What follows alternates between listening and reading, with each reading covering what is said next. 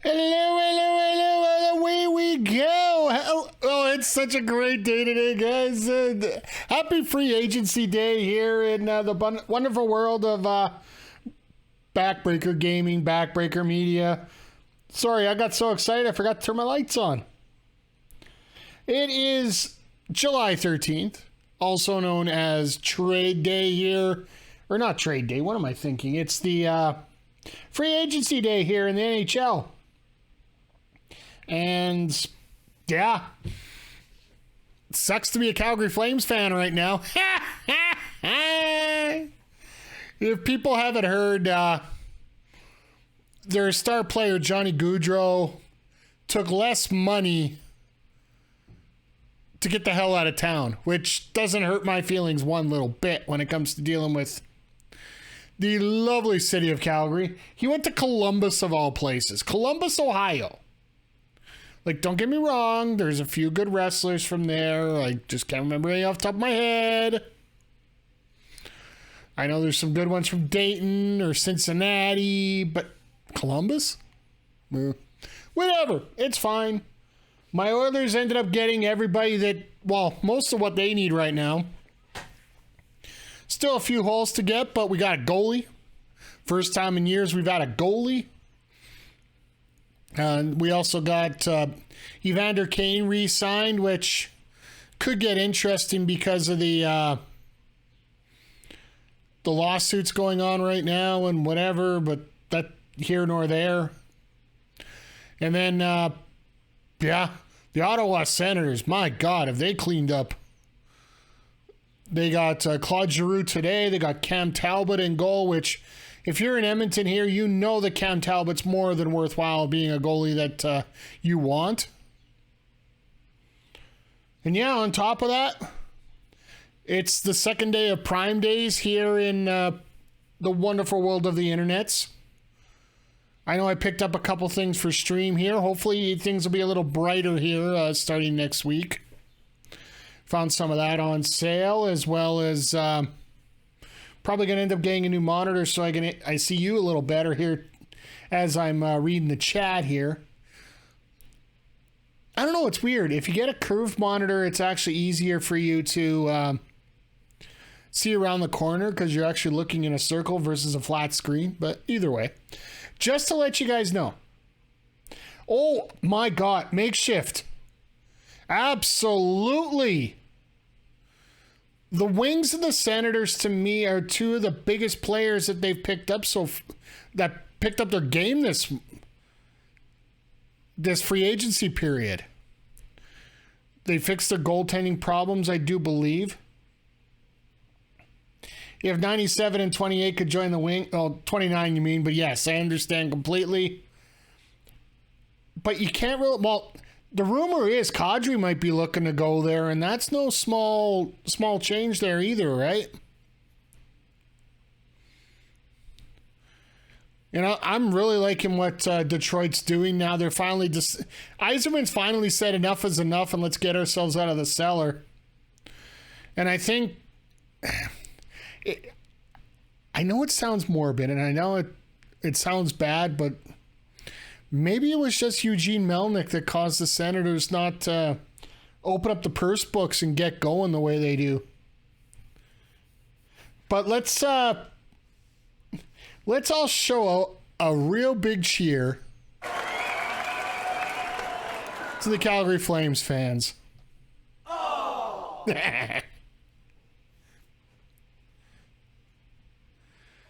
Oh, going to Columbus of all places, like... I can understand taking less money to go home, but less money to go to Columbus instead of Calgary? I'm really wondering what happened there. Like, to me, that's a situation that scares me a little. And on top of that, we got 2 years till Kachuk. Hello there.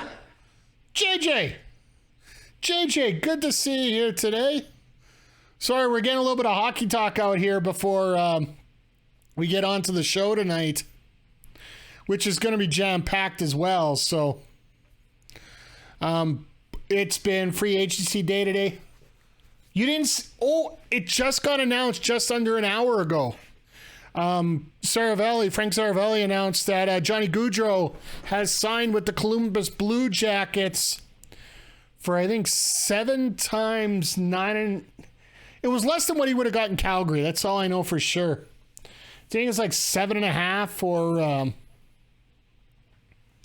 7.5 or 8 or something. It's going to be weird because right now we got Gaudreau playing with Laine, possibly, if we get things all worked out there. But yeah, Columbus just coming out of nowhere and saying, hi, we're here too. We're not the Eastern Arizona Coyotes. So yeah, it's been... Then of course you got Toronto that basically... Matt Murray, Ilya Samsonov for goalie. I think they'd rather have the 10 than we had here in Edmonton last year. Like, don't get me wrong. Like, we all make jokes about it. Mike Smith wasn't horrible. He just kept getting injured all the time. And it looks like they might have a similar situation with Matt Murray here in net. But Samsonov, every time I saw him, he was usually getting pulled in a game. And Ovechkin was trying to outscore the opposition to get out of it. So... yeah, other than that. But let's change our focus here just a little bit here. We're talking about riches. Let's talk about AEW Dynamite tonight because we got some absolute banger matches coming up. Oh, wait, no, let's go back to this last joke here, Makeshift. I like this. Best joke I heard today is he tossed the Calgary Stampede pass in, but Gaudreau got ticked off because he was too short to ride most of the rides.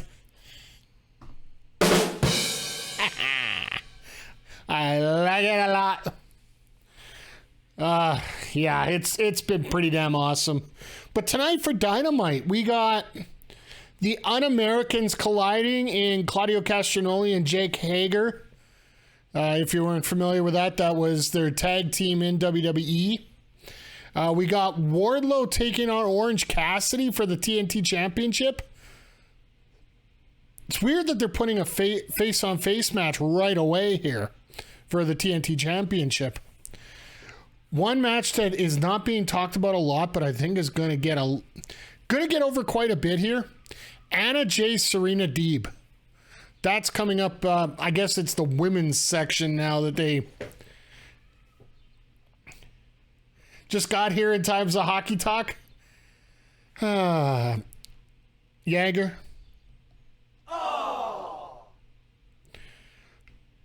Be thankful you're not in Arizona. You're not in Toronto. All right, guys, I got to ask you something right now in the chat. Who's it worse being right now? A Toronto Maple Leafs fan where you have expectations and you fail every single year? Or a Chicago Blackhawks fan where you just know you're not making the playoffs this year? You can already accept it and move on. Which one's worse? Is it worse to have expectations, or is it worse to not have any expectations ahead of time? I don't know. For me personally, I got a feeling that the Blackhawks have an idea what they're doing. They've been through this before already once. They got a hell of a lot of good picks coming in. But yeah, on top of...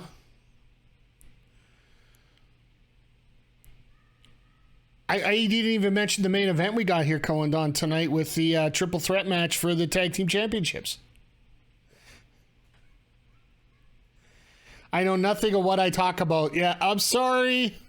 We got a little bit of hockey talk. Today is the first day of National Hockey League free agency. So people that have no contracts, they're allowed to sign with any team possible. So we're just going back and forth here, JJ, on this because it's been rather exciting to see some of the deals going across. It's sort of like NBA free agency, except the difference is we're not allowed to have that talking period like they do in the NBA. One thing I wish they would just officially say. Also, as a Cubs fan, finally winning the World Series 2016. Oh my God. Don't tell me you're one of those guys that looks for Bartman whenever you go to Chicago. That's all I did. All right. Dynamite's about to start. Let me get you a timestamp so you actually know what's going on. Oh, there's the pyro. They're not even waiting here.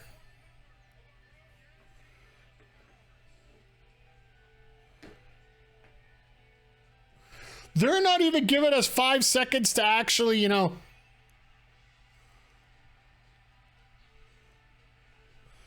Even to breathe. They didn't even give us an intro.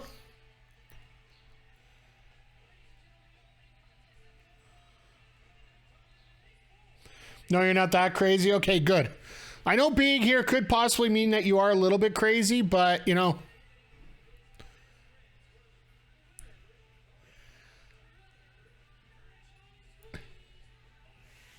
All right, you know what? This could be an absolute shocker, but let's let me get these predictions up for you guys.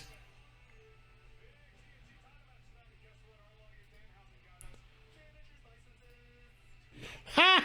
Danhausen got a manager's licenses. Cool. If you guys weren't around last week, they were banned from ringside by Dan Lambert because they didn't have manager's licenses.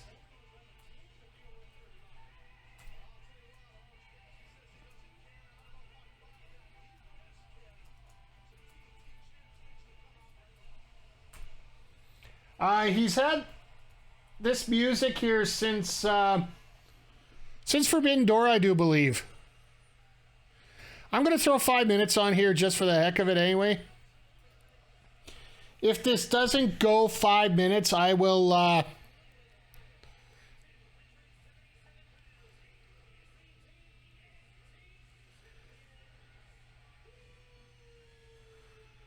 I'll just delete the poll and everybody will get their money back, but... Yeah, it's Orange's new music. He's got that since Forbidden Door here, so... Yeah, it seems like everything's a little bit scrambly here tonight, like they were pressed for time and they just had to get everything going right away.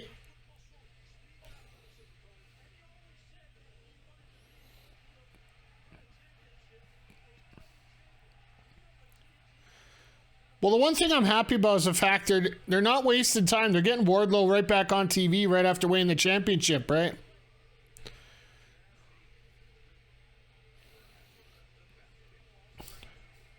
So here's a question for you guys, and ladies, of course. Are there too many championships in AEW?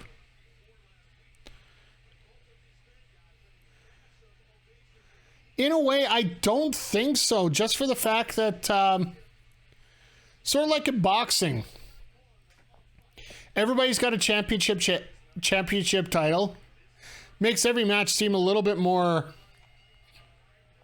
important. I have a feeling it'll be a no contest to do interference with Scorpio and Ethan Page. All right, if it's no contest, then the points get the whole thing gets deleted.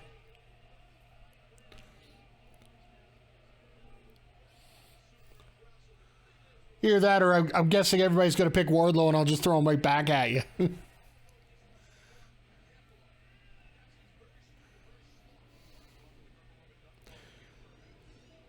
Gecko Roman Knuckle. Okay, a little bit of mind games here. Would say no, but not a fan of the All Atlantic Defense being on Dark. It actually wasn't on Dark. It was in another promotion, actually, outside AEW, I do believe. Ooh, Wardlow going heel here. No more pockets? Or wait, maybe there's double pockets in there.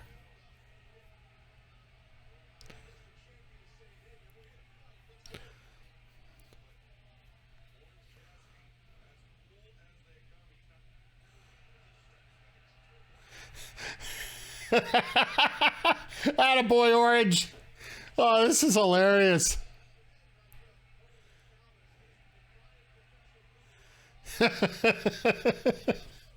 All right, that's one way to get going here. Oh, try to go for the DDT. You got rain? Yeah, I think we were looking to get some this afternoon. We actually hit, I think it was, I'd have to check what the temperature is in Fahrenheit, but we hit 33 degrees here on yesterday. So I was thinking about streaming yesterday after Jupiter Vision's interview, but unfortunately with the rain, with the heat in the apartment, I was just trying to keep everything as low, far down as I can.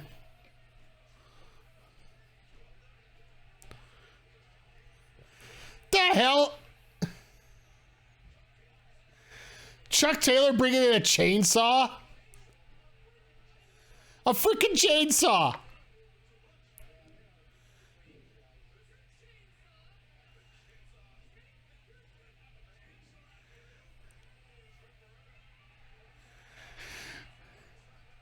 Now the best friends are getting kicked out.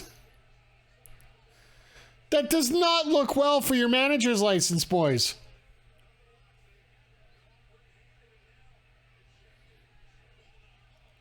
Oh, caught.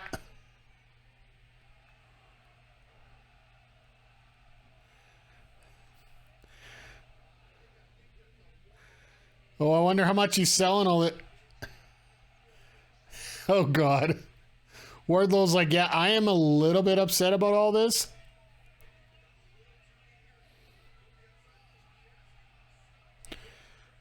Hey, Darth Mick, how you doing tonight?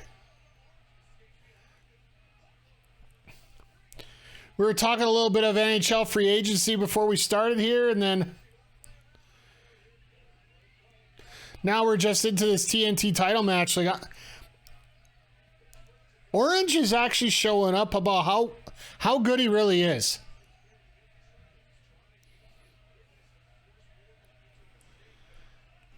And I do love the fact that we do have, it's like a decent, oh, there's Danhausen.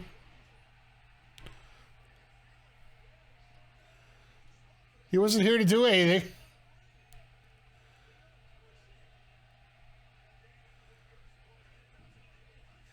He doesn't even want to curse him. Oh, that was a mini curse into the orange punch.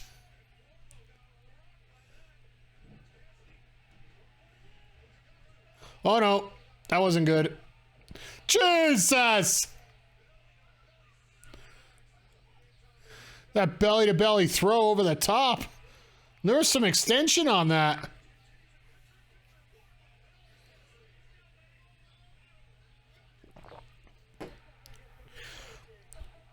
You know, I think this is probably going longer than a lot of people thought it would. But like I was saying, Orange Cassidy has turned into such a great wrestler in terms of his character, in terms of not just his presentation, but his in-ring presentation. There's a big difference there. I would say up until his feud with Jericho, he was just there as a character. Even when he was in there in that triple threat. Oh, I'm just excited about you.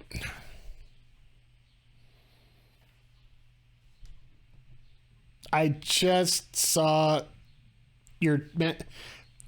All I could say about the Mariners right now...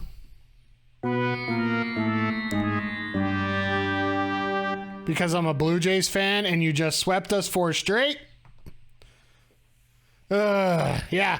You did 17-3 in the last 29 and 1 in the last 10. Yeah, I know. Trust me, I know.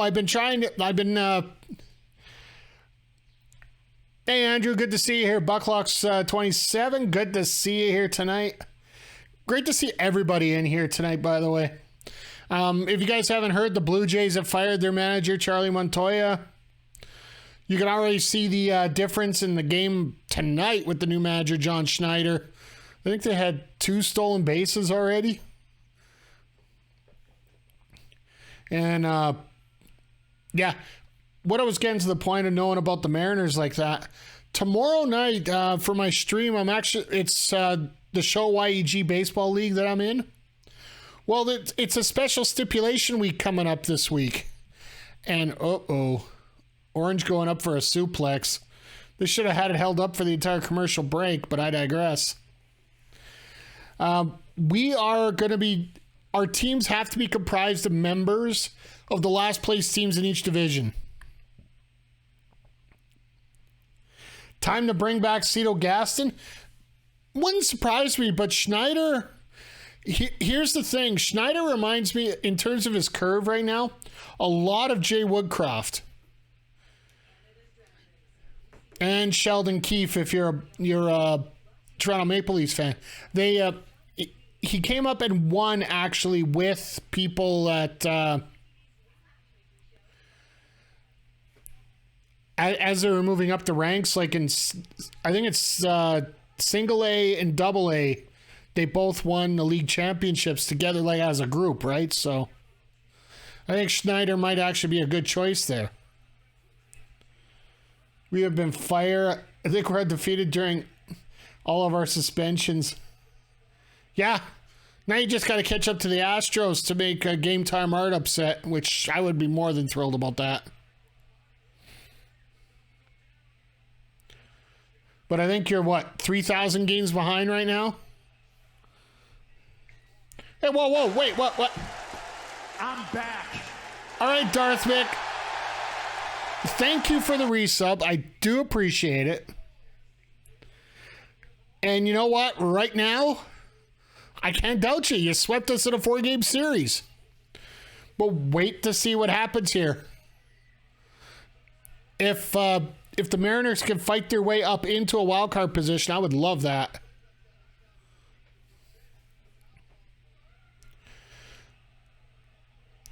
Because the Mariners have an exciting team. The Blue Jays do as well. So don't even kid yourself here. Wow. 2 tornadoes. But it doesn't even get a 1. Figure this is pretty much the way this fight's going to go here. If you guys are just popping in, first of all, welcome. Good to see everybody here tonight. Second of all, go Phillies. Where are we at? No.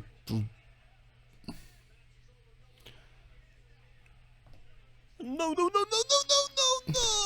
think that's the way to sum up Go Phillies right there. No. I know you're down from there. I'm a Canadian. I'm a Blue Jays guy. I'll let them win the rest of the games. Just tonight, let us have our first game with the new manager. That's all I ask. You had your win last night. We won last night. Never mind. So anyway, just let's have this sweep. Get us some momentum. Because Lord knows the next 3 games, the Astros are 8-2 over the last 10. 1 game out of the wild card right now. 12 games back of the Astros. Yeah. So you're 1 game behind the Blue Jays now, in other words. Because we hold the last wild card spot.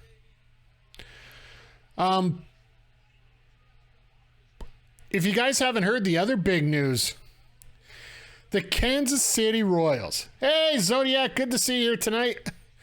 The Kansas City Royals, who are in next to play the Blue Jays, they're missing 10 players for their series in Toronto. Because those 10 players are unvaxxed, so they can't come across the border. And apparently there's a lot of big stars a part of that, so. Oh, you forgot there were 3 wild cards. Yeah. I think the Blue Jays may have played 2 more games or something.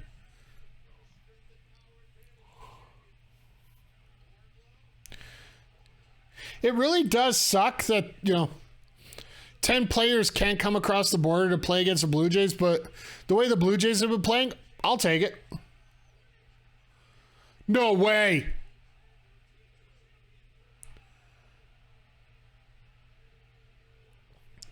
Sorry, out of the corner of my eye, I see Beach Break hit, and I'm like, what the hell?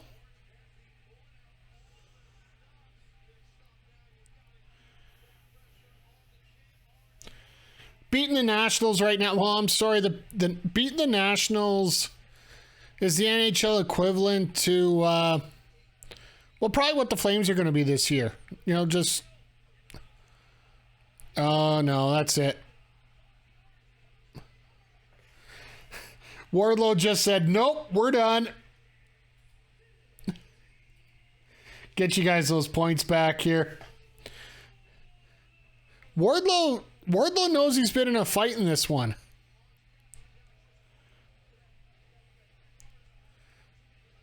Congratulations to everybody for getting their points back here, by the way. But that's the problem when you're a smaller guy and you only have like 2 or 3 moves to finish people off with, right? You got to keep trying to use them.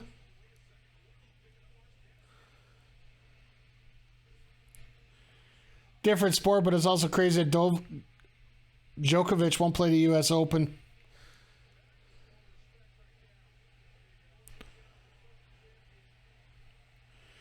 I like to show respect. It's what we needed here to start the show off. But yeah, I don't get into politics about personal decisions. If you don't want to give vax, it's up to you. I don't really care.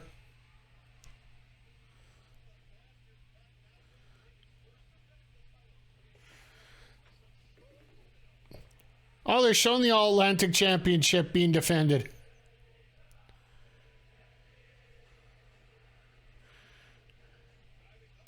I like the fact that they have an AEW Championship that they're more than willing to send out to partner promotions to use.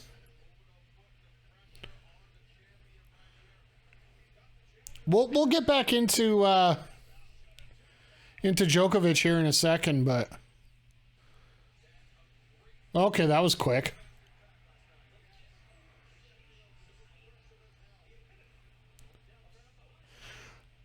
Are you ready for the return of Captain Insano? Nice. I'm more than willing for that. Great match. Wardlow gets the win. OC still looks good. Yeah, like that's one of those matches where as long as Orange shows what he can do, he's not gonna lose anything out of it, right?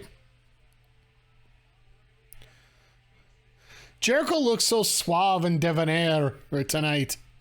He actually looks half decent. Like, I'm sorry he doesn't have the red fishnets on like they did at Blood and Guts. Which, to me, I still feel is a rib on Hell in a Cell. With the red painting on the metal barbed wire or metal and chain and all that lovely stuff. Have you guys seen this jersey? This Jericho jersey? I wouldn't actually mind it, but I just can't keep paying all this shipping to Pro Wrestling Tees.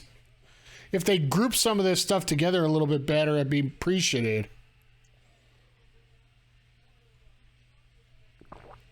By the way, once again, shout out to Kishi Matsunaga for the Sushiplex shirt here I'm wearing tonight.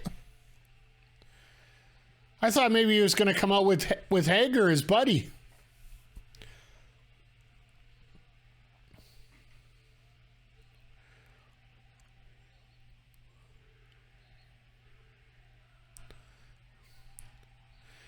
That's why there's never any great heels or faces. They just have to be... There's a little bit of tweener in everybody.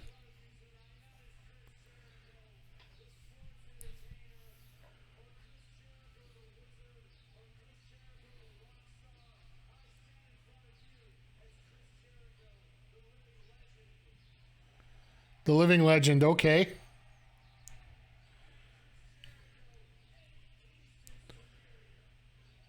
Okay, superior. I feel this is the closest I've seen Jericho look to the look he had in WWE. Yeah, I could say that.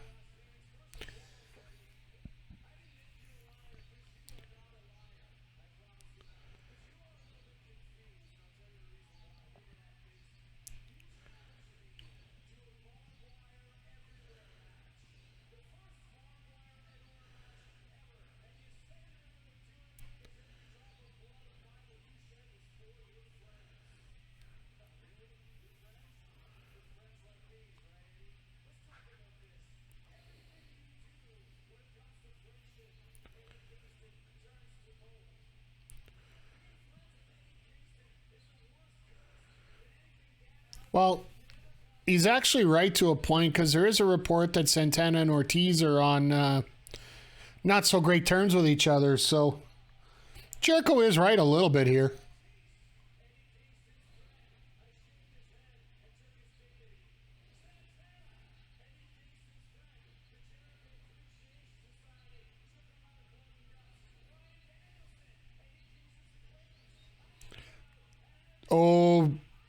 Danielson is not an acquaintance, that's for damn sure.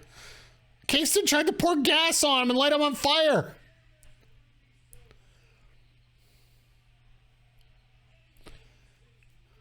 Larry Living Legend Zbyszko.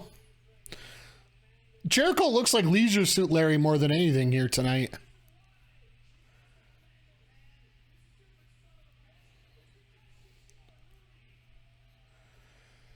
No, it's because she's too busy flailing her hands around randomly.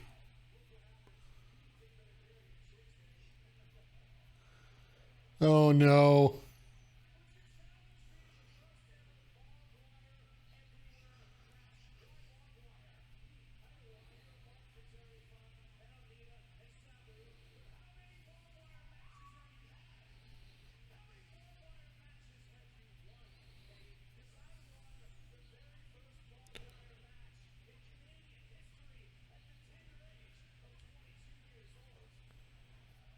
That's my Ruby, you stupid SOB.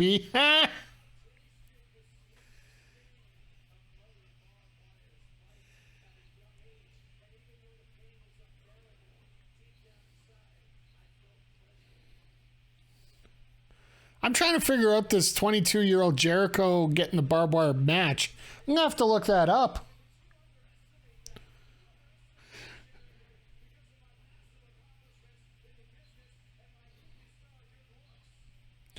Because that would have been an Alberta match if it happened.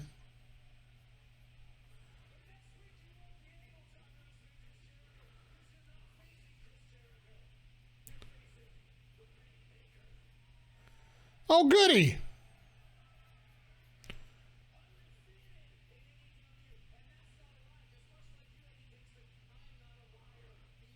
Huh.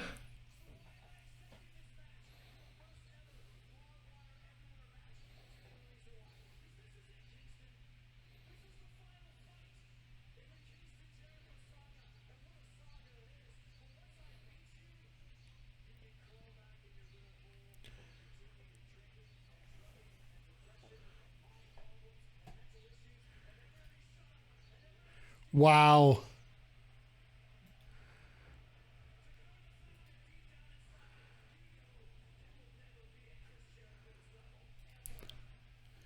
Sure he will. Eddie Kingston is one of the most over people around, except for the only problem he has right now is he can't keep himself out of trouble sometimes.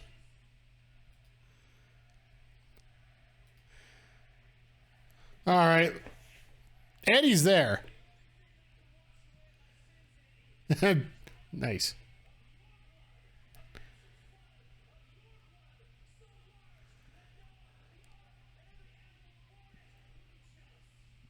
Really?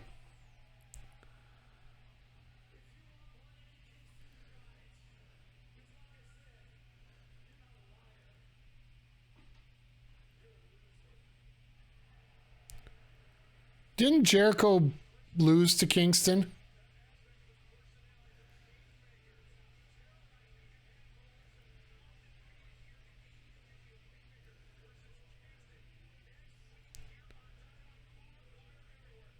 All right. That's one way to put it. Now we're going to run down the card. I'm not the biggest fan of blood, I'll be the first to admit it, but this match intrigues me to see how they're going to move things around here tonight. Or next week, sorry. He didn't tap Eddie, though. No, he did not. The one time they faced, it was a pinfall. All right, so we got Moxley and Takashita on next. All right. Let me get that prediction up as we go to... As they got the old commercials on. To me, that match next week is going to be interesting.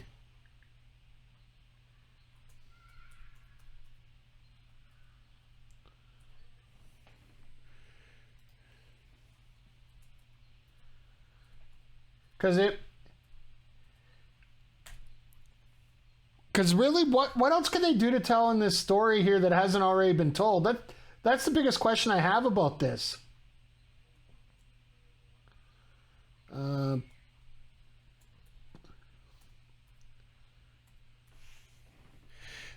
let me throw that up there with another 5 minutes to go here for you. Did I see Keith Lee's comments? I did not today. I'll see if I can quickly pick them up while...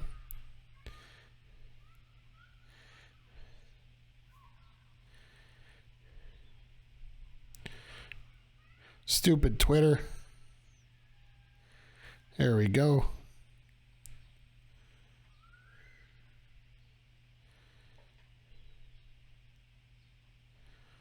Oh, Jesus.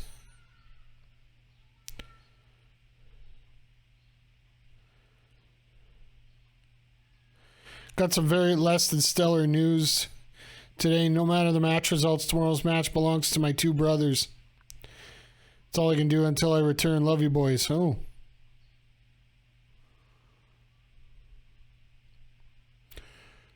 Well, I got a feeling that either they're sick, they're dying, or they've been shot. Or something to that effect. There's got to be something going on here tonight. So, or that was put up yesterday, so... Wouldn't surprise me either way what happens there.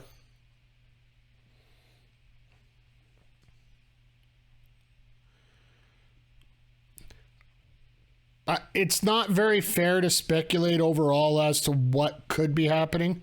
And all the respect to Keith Lee, he is one of the most professional wrestlers that I think I've seen in a very long time.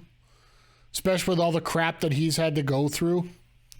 He's a better man than me when it comes to a lot of this stuff. So I don't want to speculate too much on that.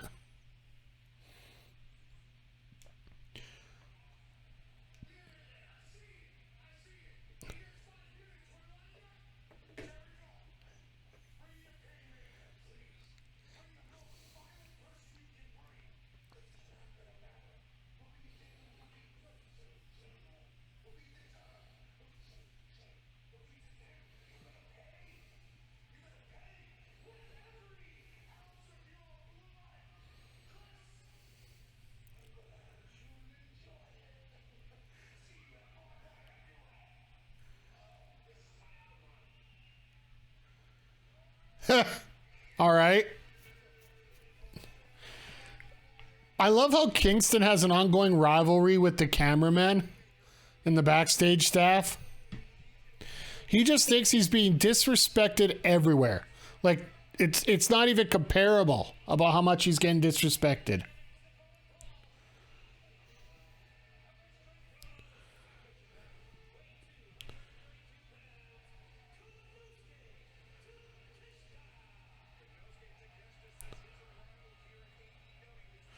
On commenting on tonight, you just said business. TK commented as well that they would support him as he goes through what is happening. There's got to be something going on with the family. That's all it is. And shout out to the person who put out 7 channel points here for Takashita.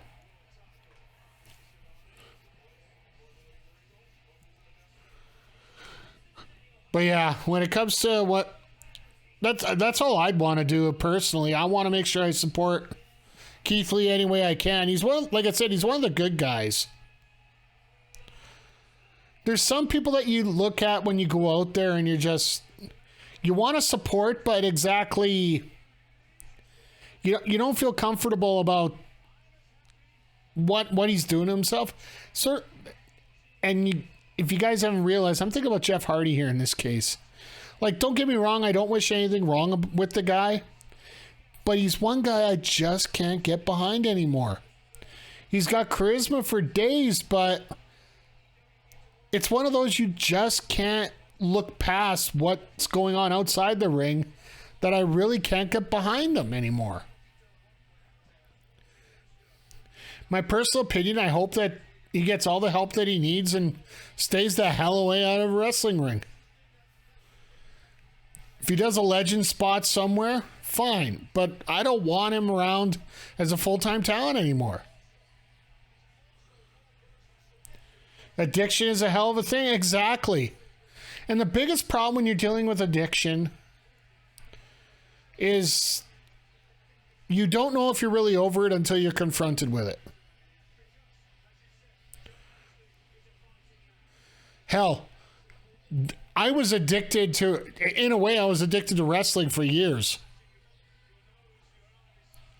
Being in the ring is causing his downfall. He looks so good and glowing when we, met him. Yeah, like,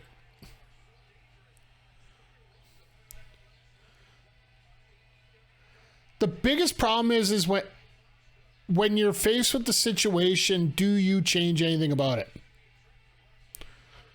And that's the biggest thing right now, because he's not doing anything about it. Because if he goes through this and then nothing changes for him outside of it, it's not gonna matter.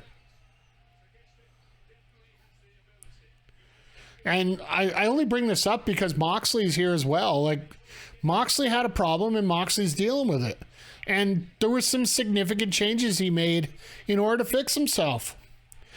And it doesn't put it past me that one of the biggest changes that they made, and I mean they as in Moxley and Renee, is they moved from Vegas back to Cincinnati, where there's a bigger support network, where there's, I don't want to say less, because, Cincinnati compared to Columbus is like, well, frankly, now Edmonton compared to Calgary when it comes to hockey teams.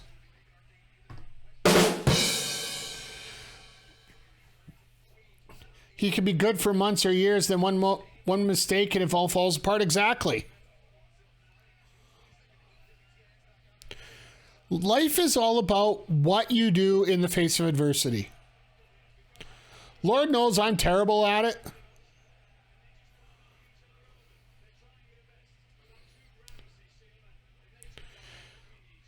There's been times in my life where I've taken my ball and gone home when I should have, dealt with a situation a lot better. But be it as it may, you have to learn from those things. And now I've learned a lot more about my life personally compared to that. So, but look at Takashita here. It's amazing how somebody's gotten over without getting a single win in AEW. But he's just got that charisma for days that everybody just enjoys being around him.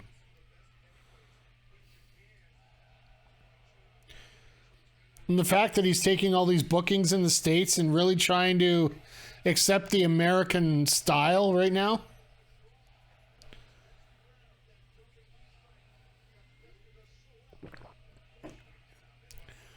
Nice clothesline.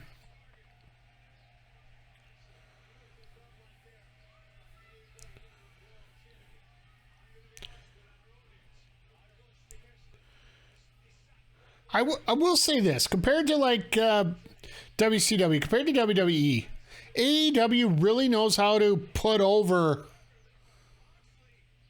guest wrestlers that come in. Like hell, Takeshita pulled out. Was he a big deal in New Japan? I believe that Takeshita is actually from Pro Wrestling Noah or DDT. He wasn't from New Japan, right? I always think of John Jones, still accomplished so much, but also so much talent wasted. Yeah. When Dana White won't take you back, you know you screwed up. Because that man is like indie wrestling carny at its ultimate level.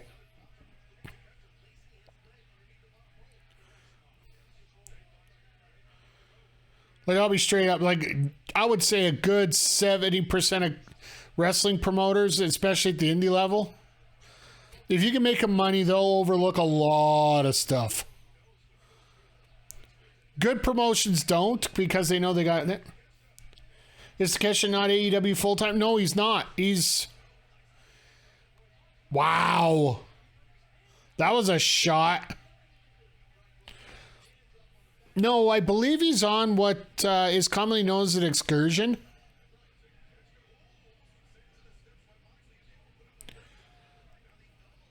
Where Japanese trained wrestlers or Mexican trained wrestlers or whichever, it's been made famous by New Japan, but it's been done with other promotions where they send talent to another country to learn a different style. Because let's face it, the New Japan style is really different from the American style and whatnot. Control Your Narrows coming to Indianapolis in December. Regardless of what people say, I'm open-minded to see what it's about. You know what? Wrestling is wrestling. And I know, basically, it's from what we've talked about earlier. Like, I'm not going to chastise anybody for getting behind CYN or Jeff Hardy or any of these situations. I just know personally, for all the stuff that the other guys have done, like when a lot of the talent that have been signed to CYN, not all of them, but a fair bit, they're there because of issues that they've arisen, right? Sad their stops are in conservative states. There's a reason for that. That way their views don't get chewed out and whatnot. So, Moxley, are you bleeding again, or are you making him bleed again?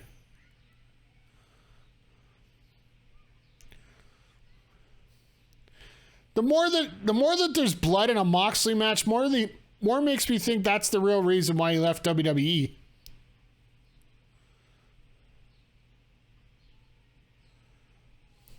Friend of mine's looking to start his own promotion, do studio shows similar to the old NWA show.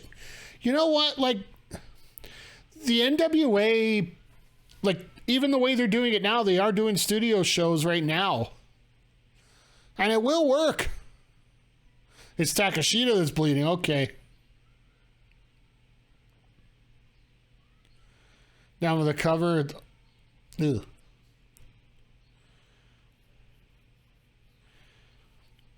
Smaller shows do work, and as long as you can produce them well when it comes to having a quality product in the ring and also present it online. Like, online is the big equalizer now when it comes to different promotions, right? Like, I'll take Love Wrestling as an example. They do fantastic work of their shows. And right now the building that they're in,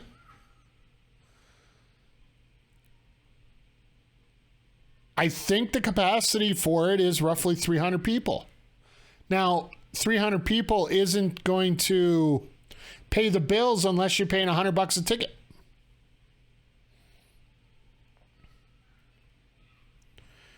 So you better make sure that you have a good online presence. So, you know, whether people buy it on pay-per-view, whether they do the massive YouTube viewings, whether your Twitch subscribers help out, you gotta be able to produce a product that can turn you into revenue. Because I know as much as you enjoy setting up promotions, eventually you got to make some money out of it. Oh my God. Moxley doing the Garvin Stomp or what? Even fans are like, no, I don't want to see this blood no more. But it's like, if you're in a Moxley match, you're going to bleed. Let's just call a spade a spade. You're going to bleed.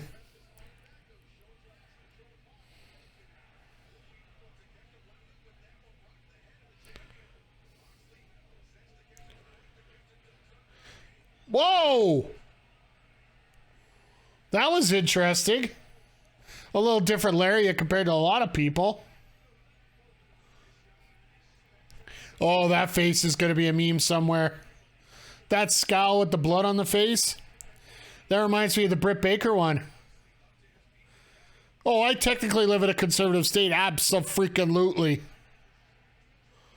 I used to joke all the time that my hometown was a bunch of inbred Ukrainian hicks.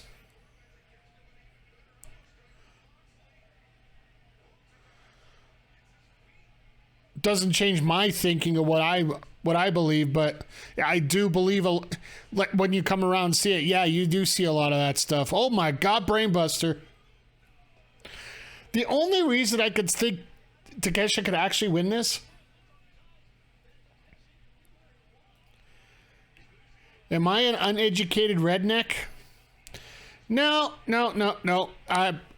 Actually, it's funny. I have a trucker's tan, if it helps at all, for the comparison. My neck isn't red, but my left arm is. It's sad. I actually, what was it, Sunday? I actually went and put my arms together to take a look, and you can, ugh. It's like somebody used two different kinds of paint on my arms. Oh.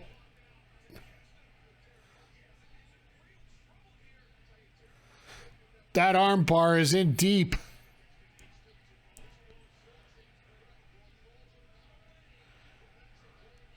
Now it's even, okay, he got to the rope so he can get out of it. As for an uneducated, I graduated high school. I got 2 years of college in. For the most part, got schooled by the School of Hard Knocks, so.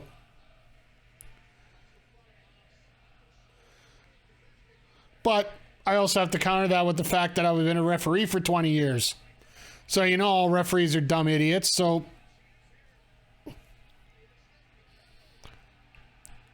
Jesus! Well, it's a hard knock life. Me too.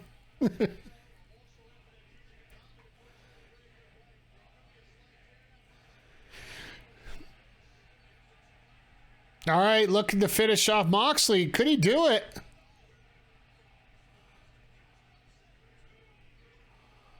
Could you imagine Takeshita winning an eliminator and him being the big feud going forward? Because right now Moxley doesn't have anybody.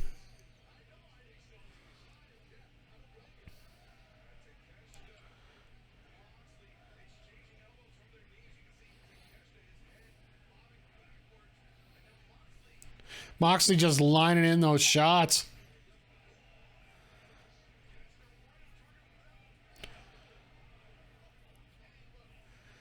Just nailing each other with these double clotheslines here. Oh, going around. And there's the Bulldog choke.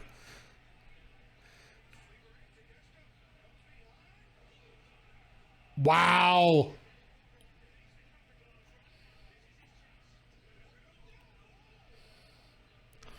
Legs were on the body. I wish somebody would finally see that.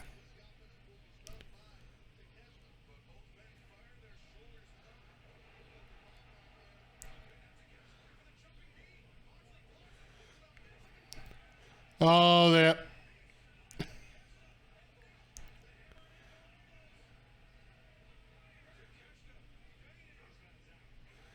He's out.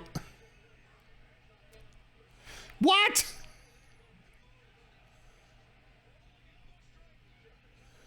Delayed German, what the? Oh, I think Moxley forgot to kick out. Moxley forgot to kick out. Did he get knocked out? Oh my God. This match is a hell of a lot better.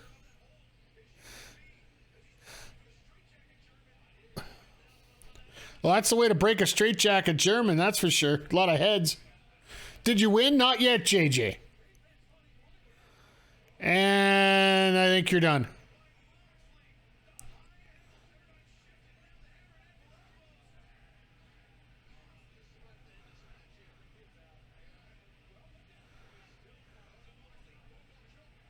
Now the Bulldog's on.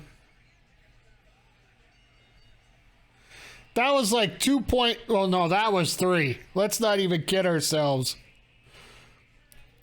Moxley screwed up. And Takeshita rolled him out.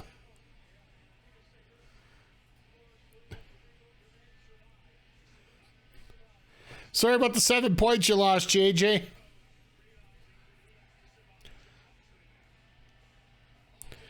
Now we're going to get a little bit of a break because, I'm not going to be putting up any poll for Luchasaurus.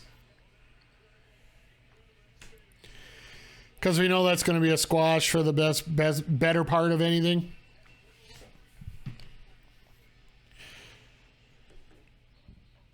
Ooh, a Julia Hart promo.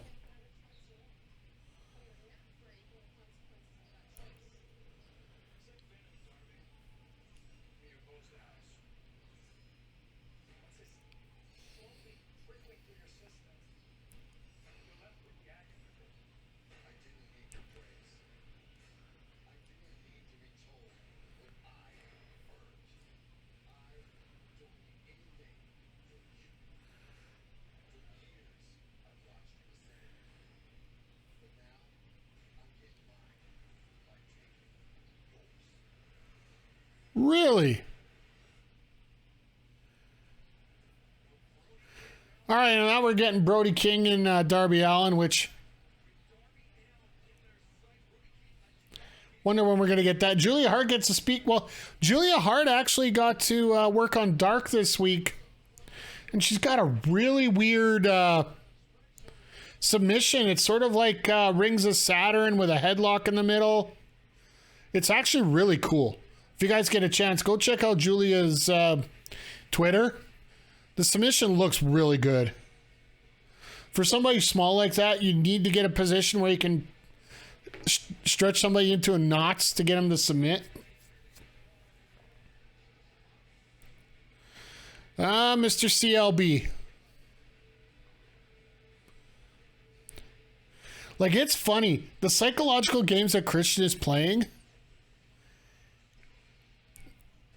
I'm pretty sure this is exactly what Edge wanted to do with Judgment Day. So, take that with whatever you want. Do we finally see a Darby Sting split before long? I don't know if there'll ever be an official quote-unquote split. I just think they'll be starting to get to some points where Sting won't be showing up with Darby all the time. He'll show up for the big moments, but not for the little ones.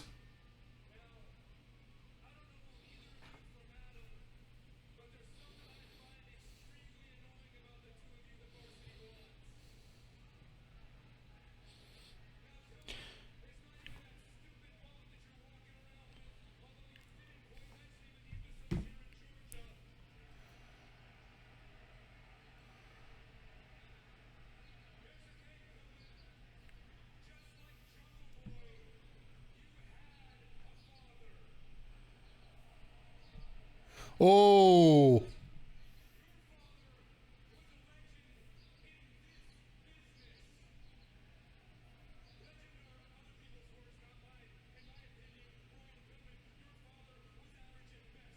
Wow.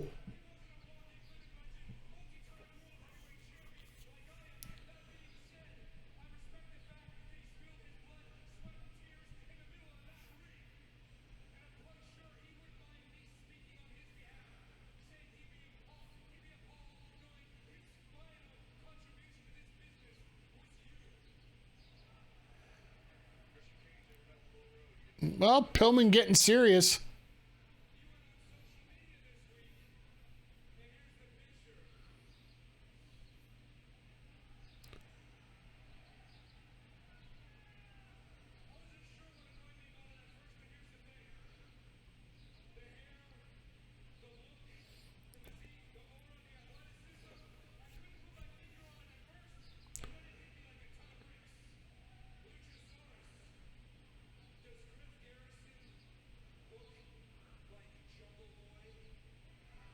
I think that's like we've been saying since we started here, that he looks like Jungle Boy.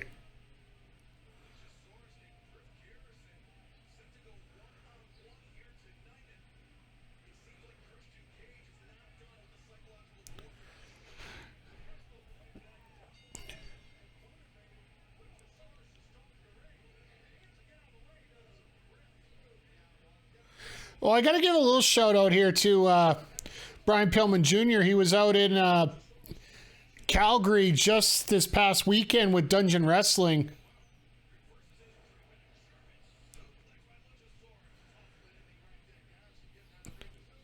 As he was taking on Mo Jabari here, so Jungle Boy gonna come back as Turok the Dinosaur Hunter? What? Wouldn't surprise me. I got a feeling Jungle Boy's gonna show up after this match here tonight.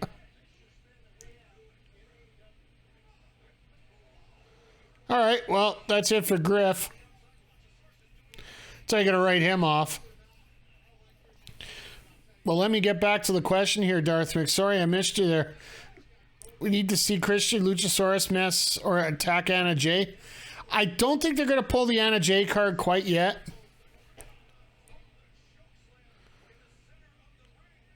It almost seems like they haven't... have they really done that in AEW yet? Pulled the couple card on it? Except for Britt and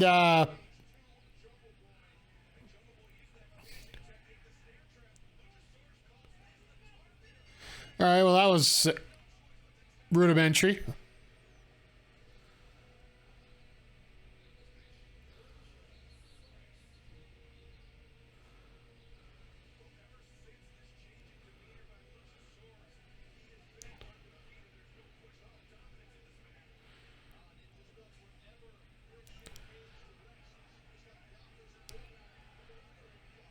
Well, somebody grabbed that bell and it hurt. Oh, Sammy and Tay, that's true. Sorry, I missed that one.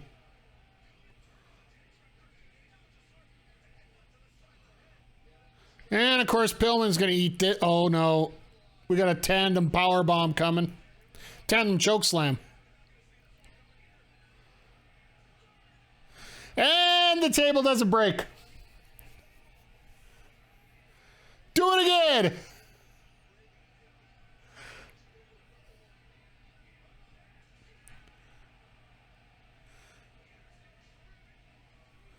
Wow. Pillman felt something on the back of his head on that one.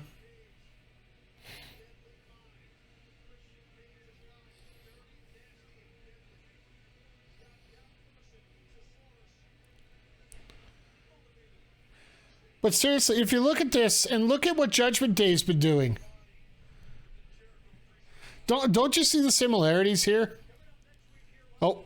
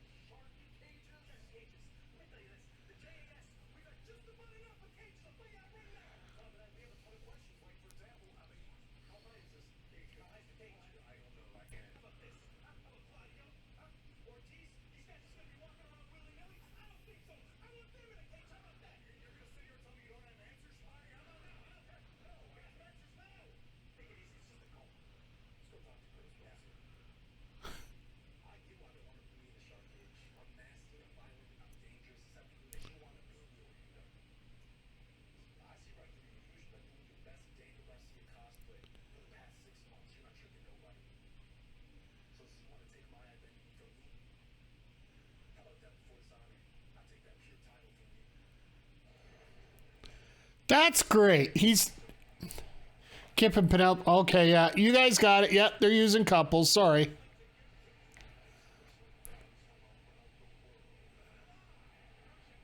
Oh, they're finally doing the promos for All Out.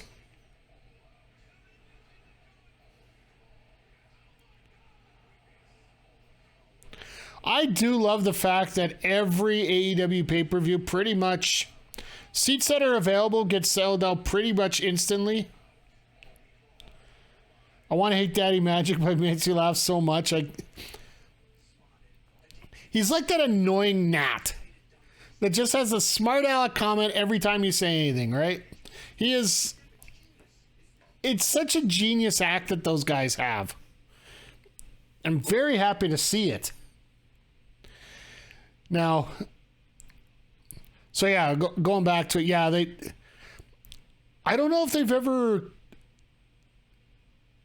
like we've acknowledged the other couples. I don't know if they'll pull that card yet.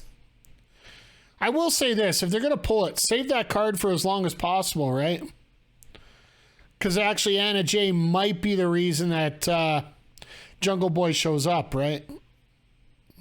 Hell, I'd show up if that was what I had to protect. So. That maybe that's just me, but yeah, there's just some characters that you... Oh, here's a question for you, chat, while we're here. Just like Jaeger said in the chat here, Daddy Magic is one of those guys that you hate, but you love because he's annoying so much. Yeah, Darth Vic, you're right on there. Use Anna Jay as the catalyst. Hell, that might be what ends up happening tonight. We'll see. I doubt it tonight because it's only one woman segment, but we'll see. But tell me, guys and girls, who do you think is someone in wrestling that is just so annoying, but you can't stop listening to them, or you can't stop watching them because they're just they're enjoyable to watch. You don't want to like them, but you do enjoy watching them. MJF, yeah, that's an easy one. I'd agree. I'm going to go old school here, and I'll just say Bobby Heenan. Bobby Heenan had that down perfectly. Same thing with Paul Heyman. Basically, some of the best managers you could ever come up with falling into the BTS trap. Not, it's just the instrumentals of the two songs. Okay.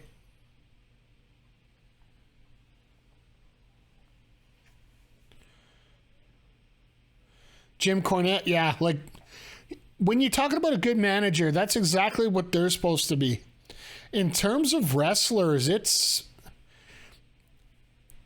I think it would be a lot easier to define this. Paul Bearer, yeah. It's a lot easier to determine this stuff back then than it is now. Canyon, yeah.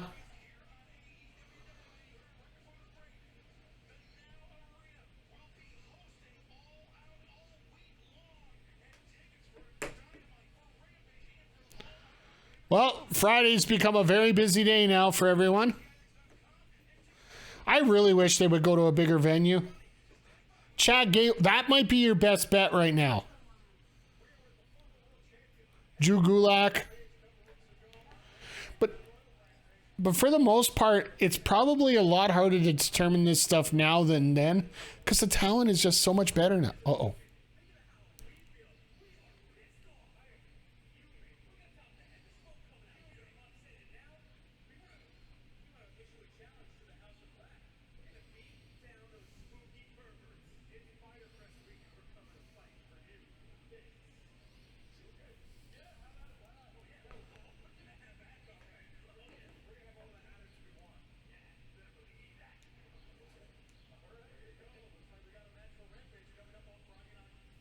All right. Adam Page doesn't have to say a word, and he gets a match on Friday. That's cool.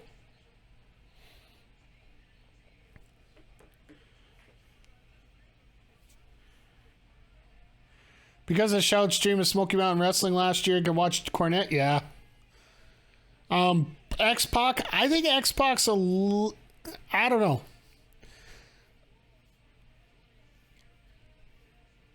X-Pac, I was never a big fan of his. At least in my opinion, that's what it was. But, oh, here we go. This is going to be a gooder.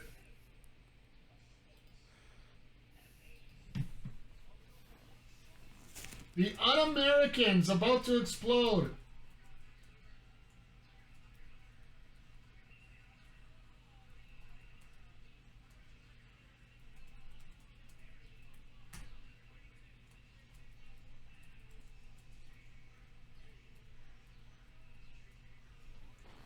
All right, let me throw 5 minutes up on this one.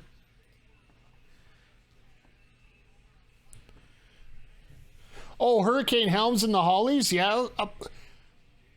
I would say Helms. I wouldn't say the Hollies so much, because in the ring, I wasn't a big fan of Hardcore Hollies' work in the ring. The outside, like the promo stuff between Crash and Hardcore, great. Angle you would actually like. That's the problem. Like,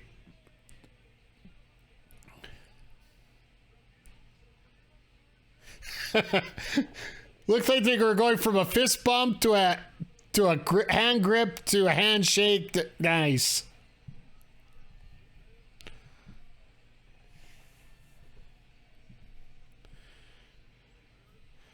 Eric Young.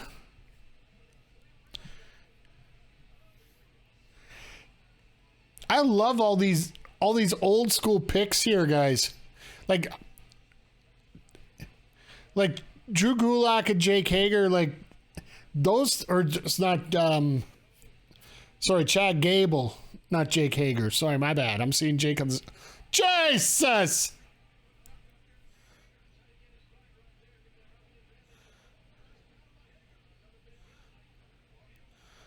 Go for the swing already?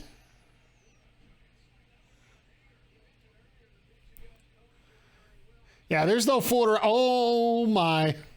There's no fooling around on this one. Get your predictions in early, folks.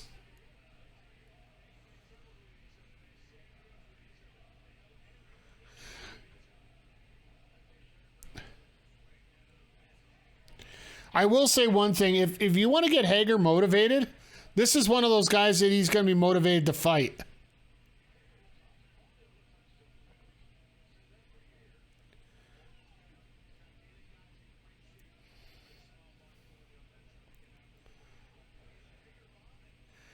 Nice counter to counter to counter.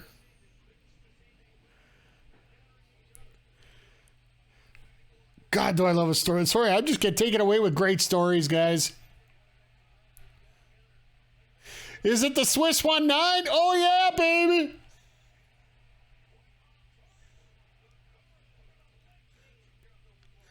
It's like, I gotta use some of my WWE stuff. Come on.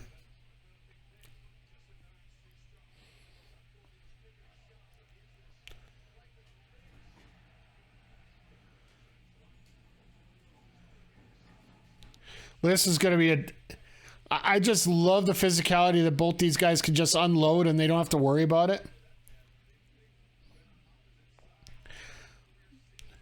Like, that's one thing I've noticed. Like, when you got a bigger guy dealing with a smaller guy, as much as people say, you know, just hit me, make it good.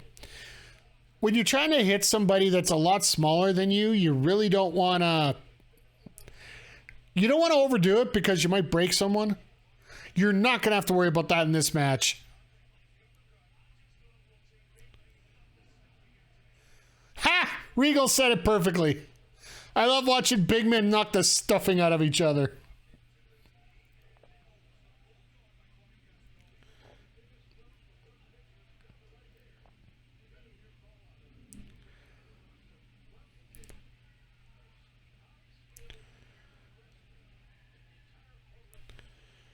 This is pretty awesome to see here.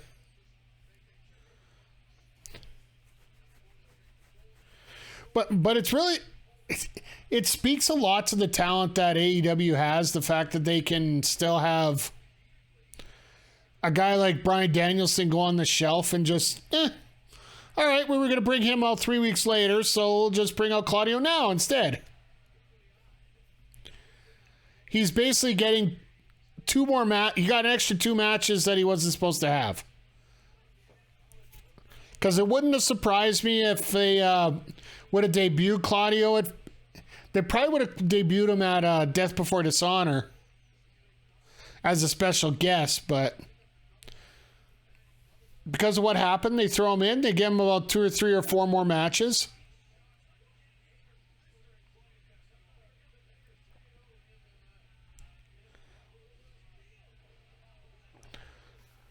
How often do you see Claudio getting bealed like that?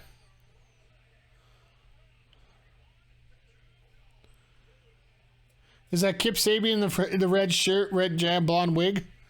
Wouldn't surprise me. At least it's not it's not a box over his head this time. But would that be Penelope in the red dress beside it?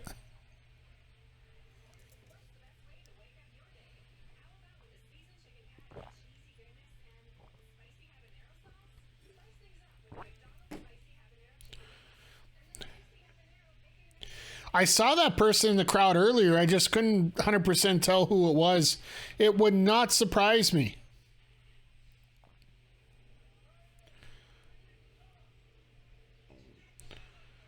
The way WWE books things, it makes it hard to get behind most of the talent. It's believable that they can win a title. Yeah, like, unless your name's Lesnar or Reigns or Uso, you don't believe a whole lot of talent can get over. And it's one of the most frustrating things for me as a fan. Like, here's the best example I can give you. My birthday's coming up in 2 months, 2.5 months. Raw is here on my birthday, the actual Raw taping. I don't know if I really want to go. Just because it's like 3 matches of, okay, let's have somebody get in the ring. We'll sit around and wait for a couple hours, and then we'll do it all again later. And the way that WWE books their matches at real shows, like, I'd be more tempted to go up to the little city of Grand Prairie, which is about a 6-hour drive from here, just to go watch a house show instead there. And to be perfectly honest, I'm surprised they're booking it. Sorry, asthma related there. I'm actually really surprised they booked Grand Prairie because for the most part, it's a pretty isolated city.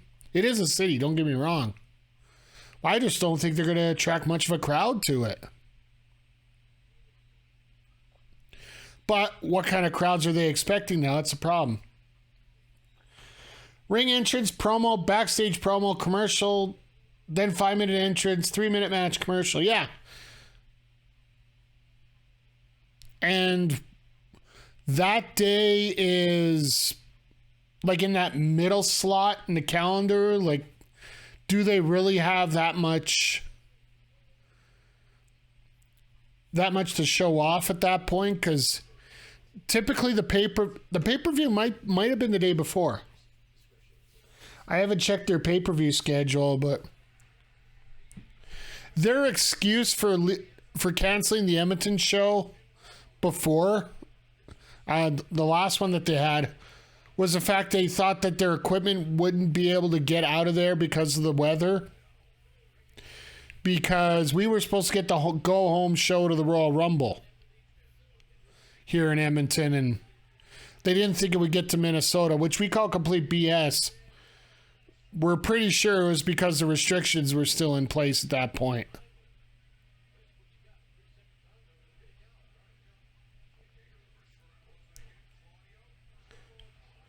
Nice! That corkscrew uppercut off the ropes.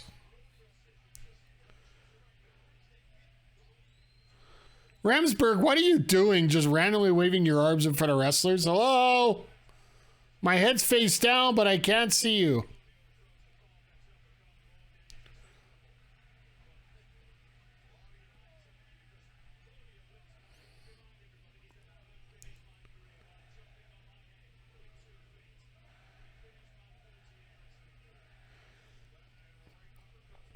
Oh, that's right, in NXT. Mick G, how are you doing tonight, sir? Great to see you, and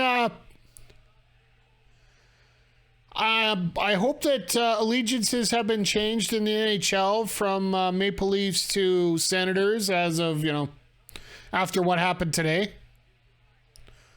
Oh, please. Oh, my God, that's beautiful.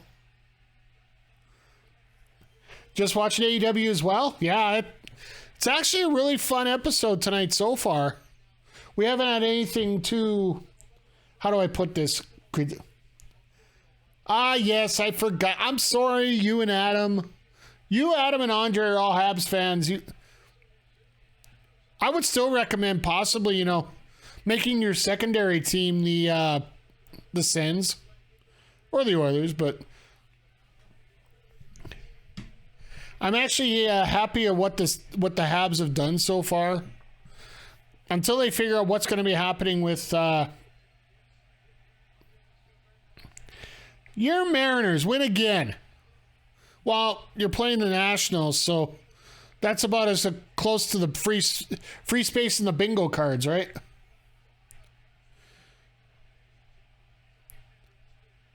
I really find it funny that everybody thinks the Oilers got so much better when we got one new player and we re-signed two.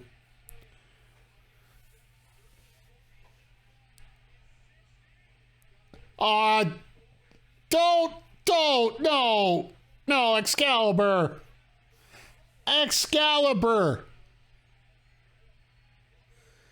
Are you kidding me, Excalibur? He called it Scorpion Deathlock. It's the frickin' sharpshooter.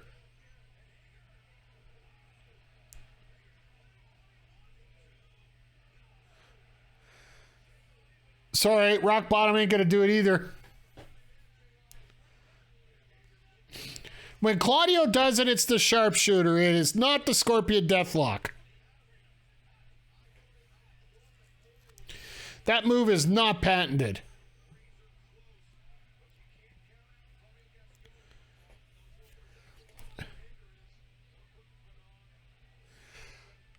You're missing the one player. Fair enough. Now, McGee, we talked about this earlier tonight, and I think you're going to be one that's agreed completely. The Calgary Flames are the ones that completely got destroyed today. With Johnny Gaudreau going to the Columbus Blue Jackets of all teams. Sharp shooter.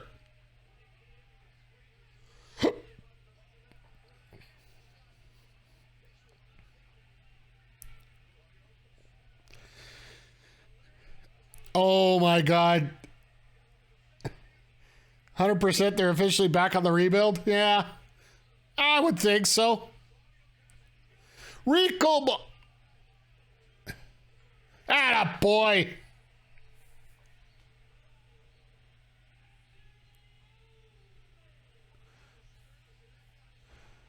Claudio showing off the strength there. With the Ricola bomb. Yep, Ricola bomb.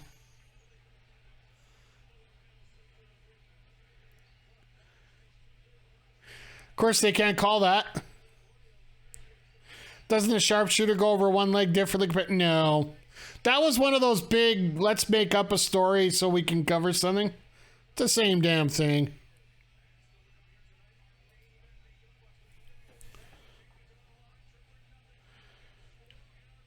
It was the old WCW versus WWF argument first, and then it was then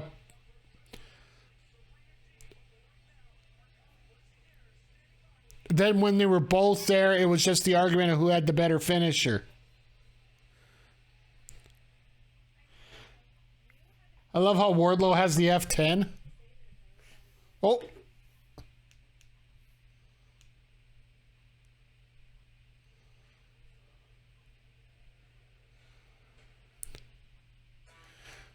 I thought Hook was going to speak. Sorry, guys. I had to be silent there for a second. Just waiting for the points to come off, and then I'll get the next one up. And I thought the hand goes on the kneecap with one and not. You can study it all down all you want. It's the crossing of the legs, the twisting over the body. They're both the same move. It's just people apply it differently. It's like a crossface is a crossface is a crossface, and it's always crippling.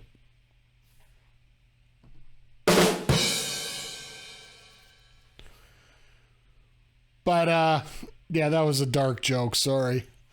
Yeah, that whole controversy came up. That whole controversy came up back in '96 when Sting and Hart were both in WCW. That's when it all started, so.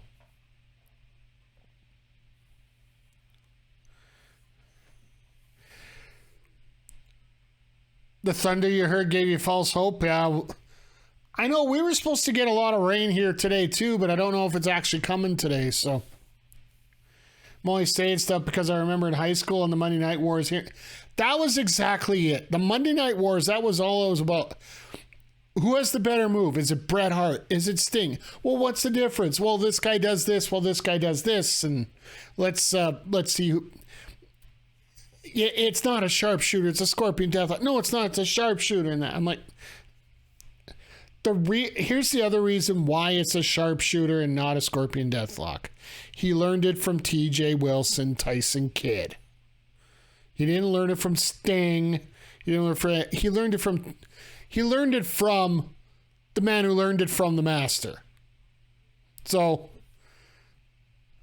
that's the only reason I get upset when Excalibur says stuff like that. So, but as we're going here, let me quickly type in the next prediction here. We got the women's match coming up. Anna Jay versus Serena Deeb.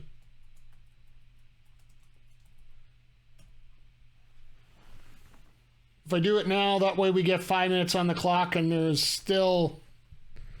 We'll actually get it before that. But yeah, that was one of the fun things we got to do. A lariat and a clothesline, the same thing. If you're in North America, yes. If you're in Japan, no. The biggest difference between a lariat and a clothesline, especially in Japan, is a clothesline is basically sticking your arm out and getting hit by it. A lariat's when you're following through with the arm and you're basically attempting to take somebody's head off.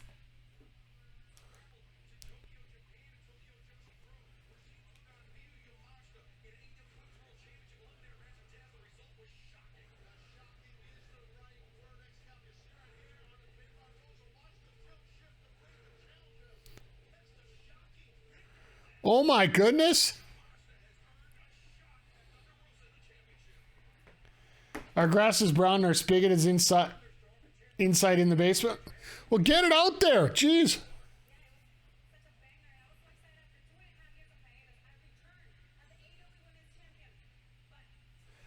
Yeah, that Samoa Joe's got to bang on there.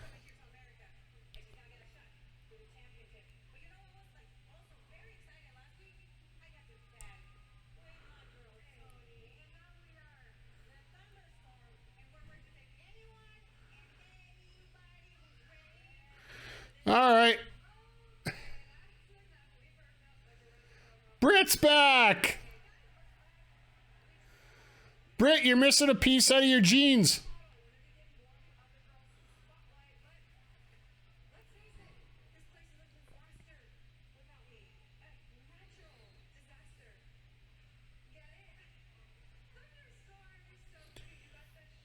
Strom just went to the Ducks. Nice. Which one? There's 3 of them right now that are out there.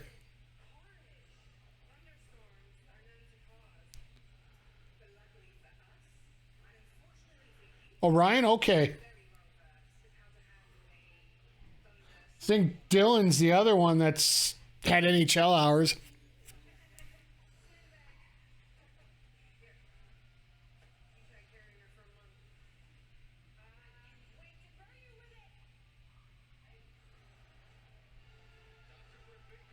What in the world?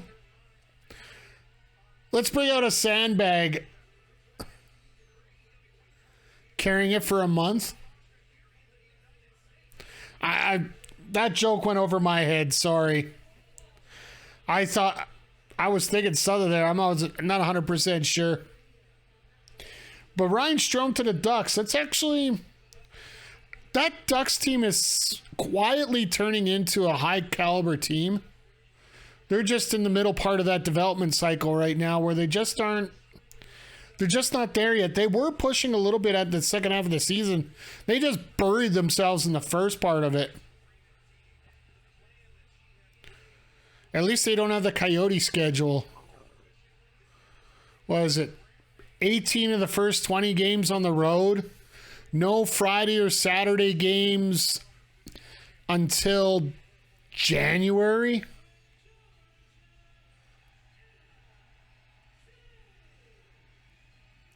Anna Jay going back to the old gear.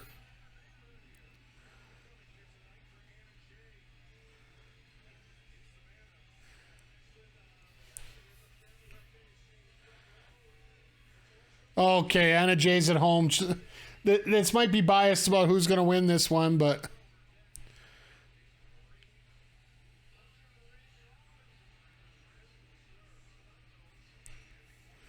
But it's interesting to see, like I said, Anna Jay going back to the old gear and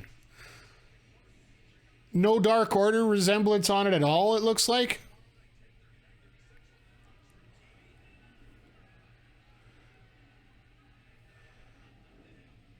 What's your opinion on Matt Murray to the Leafs? Where is it here? No. Part 1? No, please. No.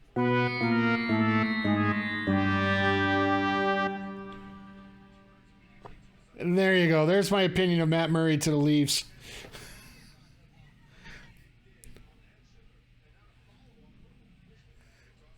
That was dramatic? Yeah, well, trust me, watching an injured goalie show up Oh, I am going to be adding some more sound alerts to the stream for that. And they think it's a win. Well, Aubrey, get out of the way!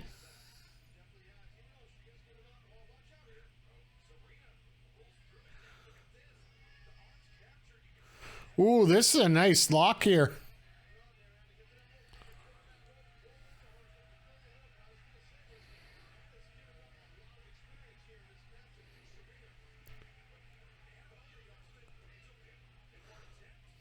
You would think shifting your weight a little bit sooner would have been a little more advantageous. Oh, there it is.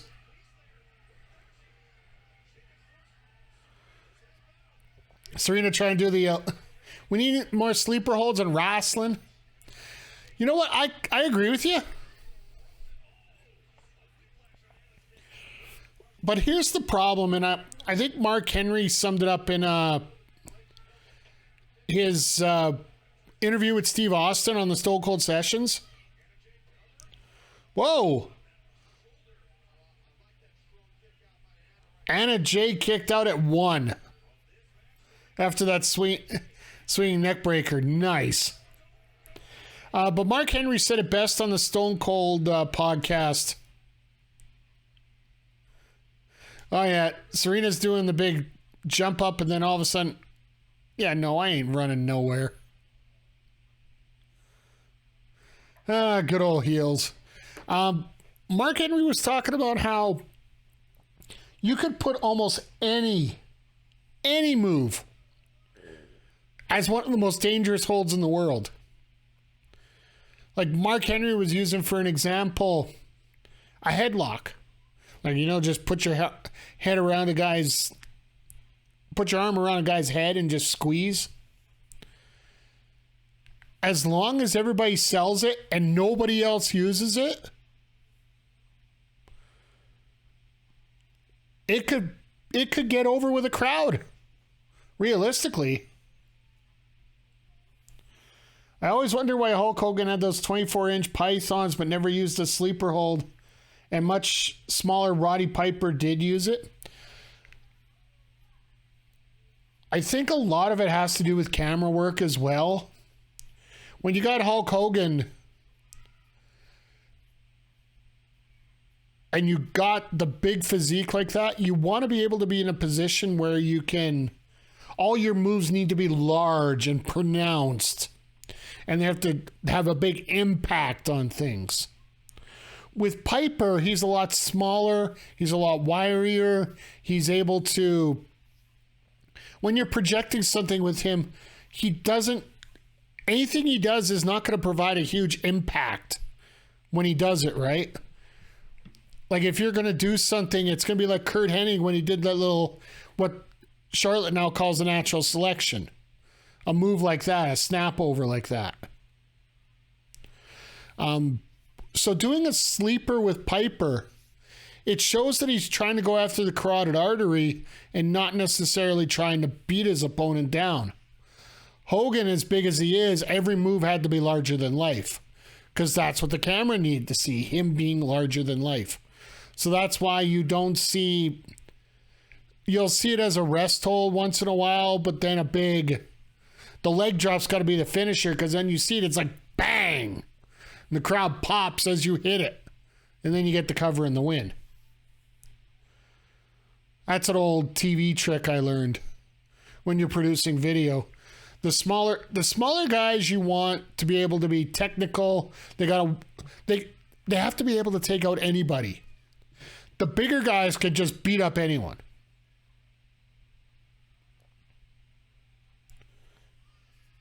As Anna Jay's getting beaten up from pillar to post here.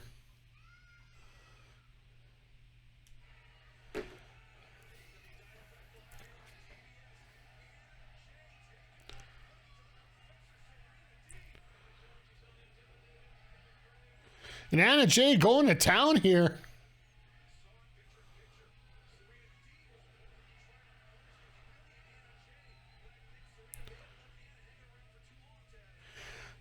And you can tell that's old gear from Anna Jay because she keeps grabbing at it.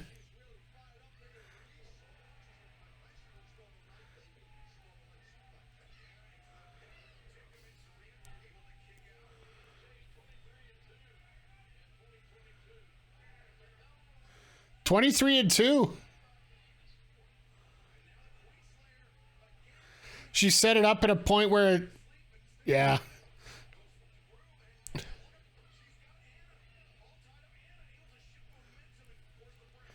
Anna Jay sort of should have been rolling a little bit sooner on that. She's okay for TV. And she proved that with that that hardcore match on New Year's Eve with Ty Conti against...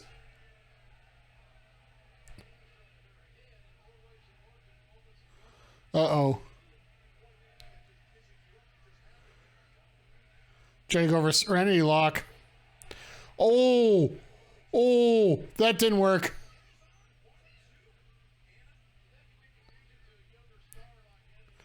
Go for the stump puller.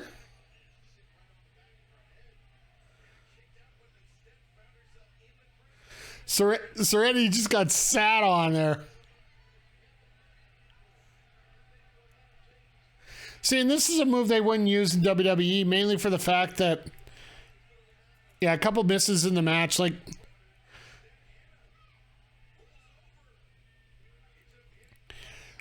tonight is pretty much the clearest example of why they're having problems with the women's division AEW.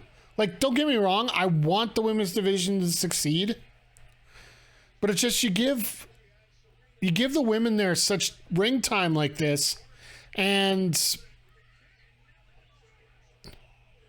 you're getting miss and miss and miss. Don't get me wrong, the guys do it too, but for some reason it seems to be a lot more noticeable. Oh my God. Nice.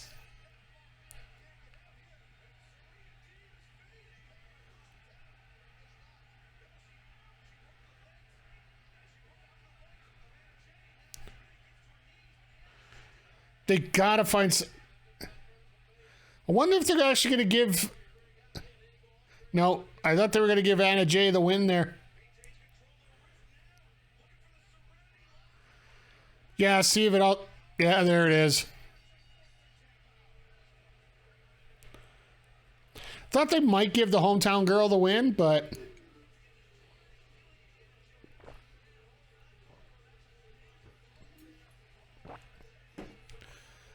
Oh, here comes Mercedes.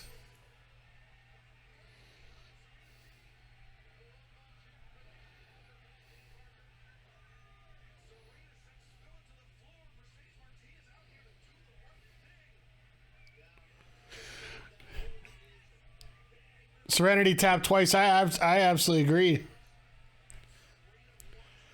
Jagger, I think they're actually trying to make over the Serenity Lock as one of those instant subs, right? Sort of like what I was telling you with Mark Henry with that headlock, right? The second you get it to tap. Well, let me get those points back to everybody. Get those extra 10 on the other side distributed amongst you guys.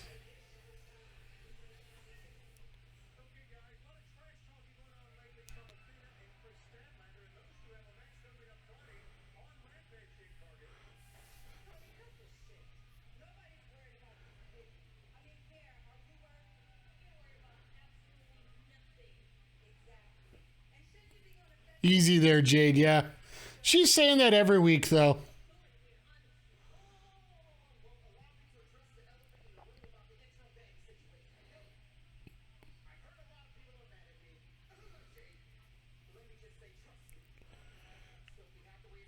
Oh, yeah.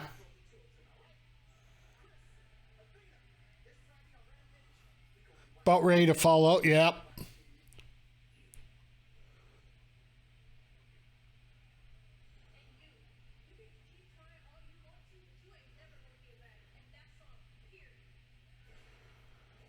All right, I love to see how they... Okay, so Friday they got Gresham and Moriarty. After Gresham went heel. Private Party on TV again, finally. The Gun Club coming to Hamilton. I heard that. I'm happy for you that you get them. All right, Jericho and Kingston, yeah. Barbed wire, everything. So they are showing a quick little clip here of Death Before Dishonor. We will be doing a live sidecast of Death Before Dishonor next Saturday. Because we're not remotely showing that one. So a lot of people don't, let's just say ROH isn't big enough up here to do it. So if I had my way, I'd be doing it, but I digress. Samoa Joe, Jay Lethal.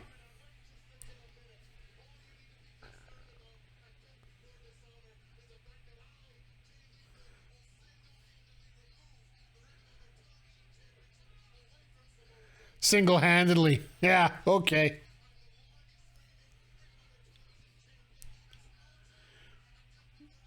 Do it at my place. I don't have enough room to have people in here for a full watch along with a group of people, right?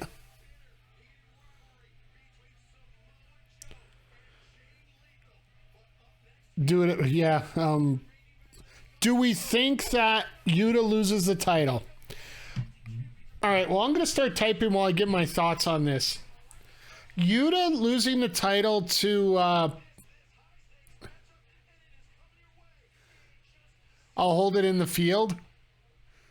I wish there was a field here. I could, just hook up a TV and have everybody watch it. But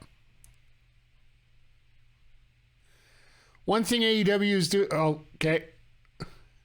One thing AEW is doing right is showing all the skin tones of black women are beautiful like Bianca. But she's light like myself. Yeah, absolutely. Vince has a very generic thought of many things, so that's the best way to put it there. So, Wheeler Yuta, Daniel Garcia. You were asking if I think there's going to be a title change there? I personally don't think so. For the mere fact that I think Wheeler Yuta is going to...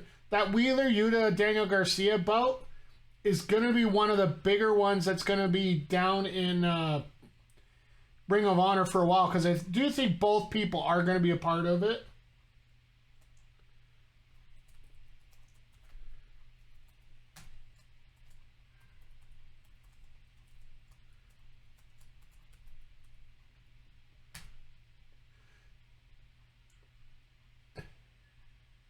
And third one is...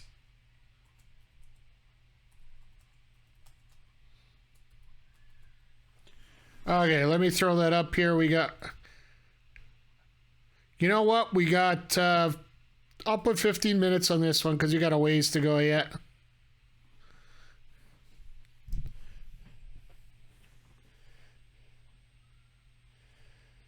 So bring the meatloaf. I have never had meatloaf before, so I can't say that. Actually, if I've had meatloaf, it's probably been a good 20 years ago. You guys keep putting this recipe for meatloaf in the Discord chat, but I can never find it. I don't know what it is, but I just can't find the recipe. Plus, I'm a single guy.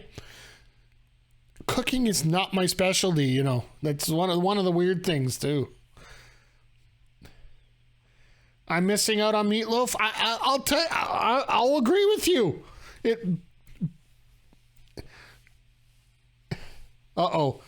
I think I'm starting to infuriate the chat here. As I've said, I haven't had meatloaf. You'll never eat meatloaf again? Turkey loaf? You know what? I'm pretty open to most things, but the fact that I'm rather cooking inept, I think, is the best way to explain it. Ah, yes, genius. I agree with you. If I could do anything for a club, but I won't drink that. Oh, no, I won't drink. Okay. As I've just pissed everybody off on their speakers. To everybody that's just popped in here, welcome. Hello. Good to see you all here. Christian Cage is finally getting in the ring. Okay, so we're going to have a hell of a lot of matches for next week. Darby Allin, Brody King, Jurassic... Uh-oh. Oh, God. Now we're going to get this fight again.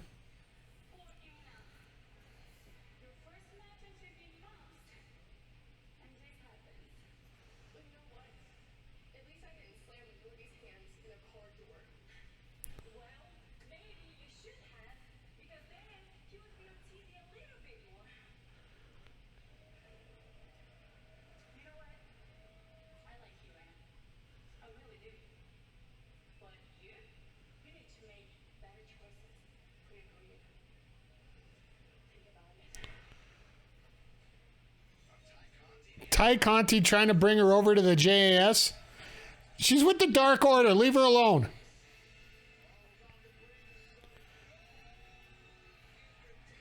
It's the only Meatloaf I know.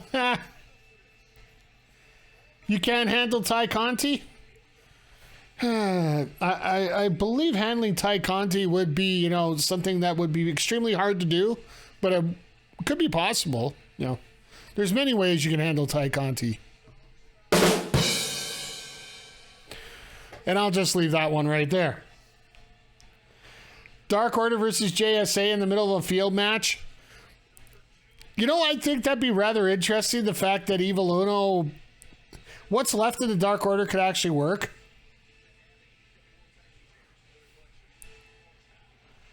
So to get back to the original question here, oh boy.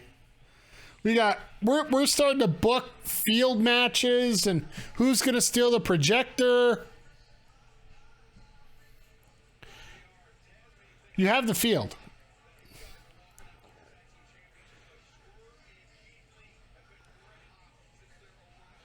And speaking of that, we got about 10 minutes left on those predictions. Feel free to throw in whatever you think here. I see a couple predictions come in.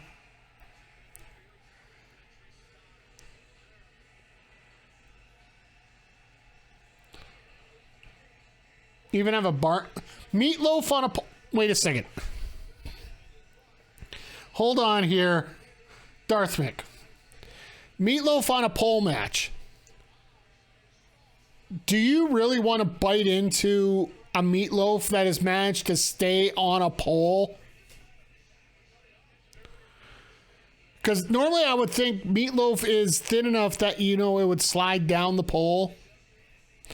Why do I think this is appropriate right now for some weird reason? But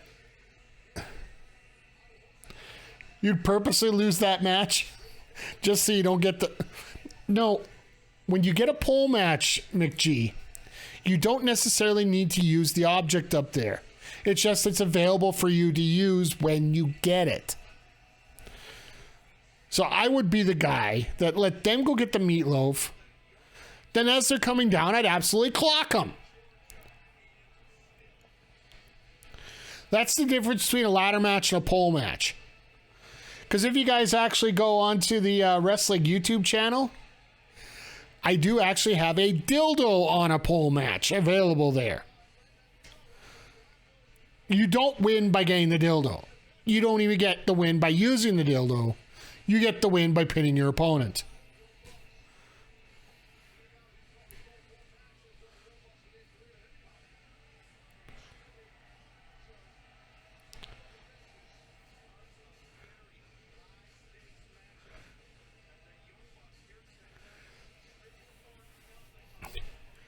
But you know, as much as we're goofing around and all that, like, these guys getting in the ring here, this is going to be a hell of a matchup here.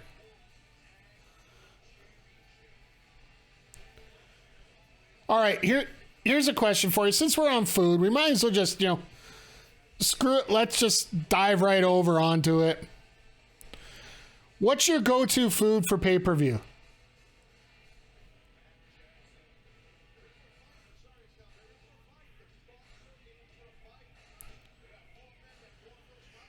Read somewhere that the Young Bucks are super legit, nice fine. Absolutely. Like, that's one of the things that you need to realize about most wrestlers.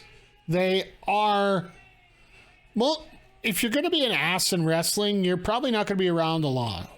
Or if you're going to work in some very poor promotions. Cutler is back. Yeah, did Cutler have COVID or something?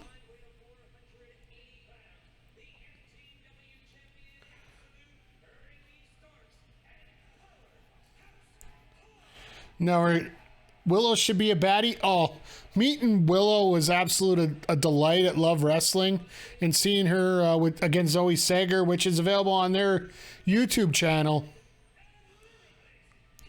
It definitely worth checking out, guys. And Willow definitely being a baddie. I'd love to see that. And as for the food, we're looking at nachos, pizza, Italian. Every time Brian and I get a pay-per-view, we end up getting Italian takeout. Just worked out that way. Nachos, pizza. All right, for me, usually ends up being, and this is just goes on from the time that I used to go to movie theaters, because Cineplex up here used to show the pay-per-views way back in the 2010s. Hell, 2004, I remember being in a Cineplex theater when Chris Benoit won the World Heavyweight Championship at WrestleMania 20. And I live in Edmonton, right? So the place went absolutely unglued. Like popcorn streaming everywhere and fans going nuts. But anyway, back to the food question. I start with, I usually start with pizza. I'm going to get to another pizza question here quickly, and then I'll move on to, usually during the pay-per-view, I'll have popcorn and M&Ms ready.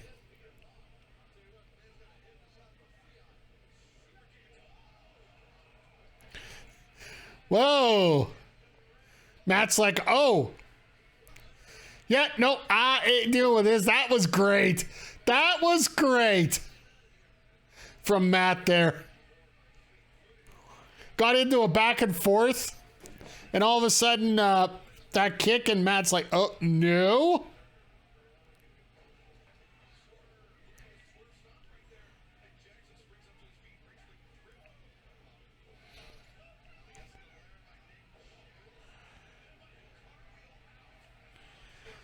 This is going to be awesome, guys. Duck under glass, yeah.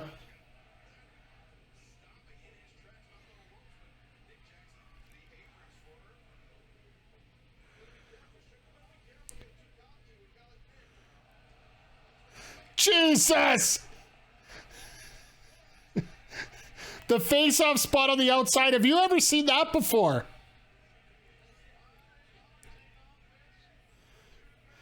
Been in the chat more, you gotta watch it. Yeah, definitely. This is like, I don't mind that you've been in the chat a lot here, JJ. I appreciate you being in here, and I appreciate everybody who's chatting along right now.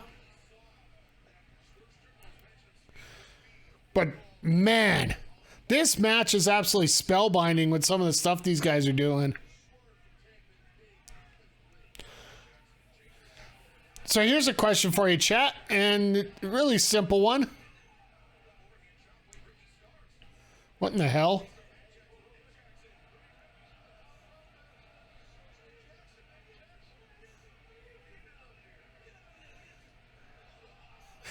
All right, that's one way to cut. That's a cutoff if I ever seen one. Stereo Yam Bag City, atta boy Taz.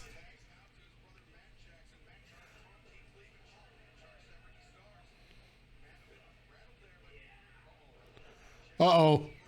Here comes the Stereo Northern Lights.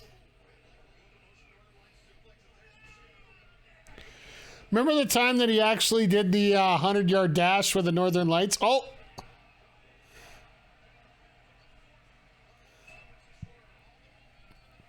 You know what? The cocky attitude is fine and all.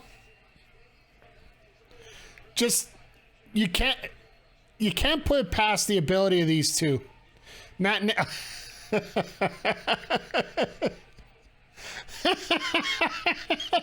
Oh, Matt, I'm sorry. 1, 2. Oh. They could have held him up there for an hour if he wanted to.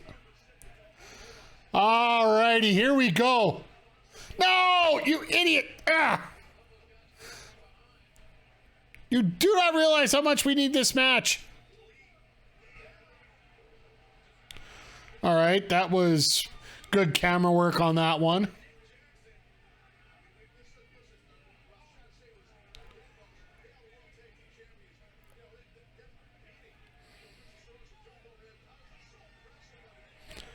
This match, all I gotta say is they better not.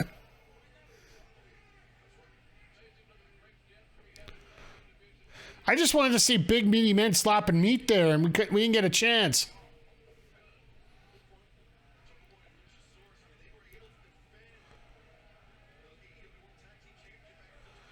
Box the ears. That's one way to fix that. Oh.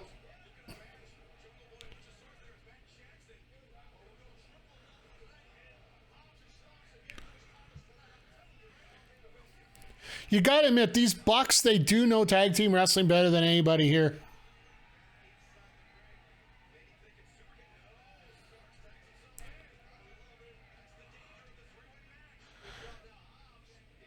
Uh-oh, Hobbs and Starks.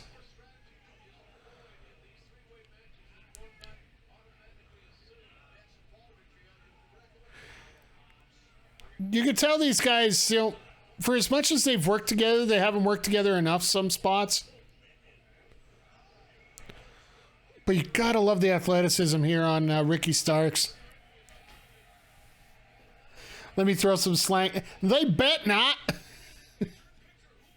But I would love to see it. Come on, big meaty men slapping meat like that. Oh, I thought they were doing picture. Oh, there it is.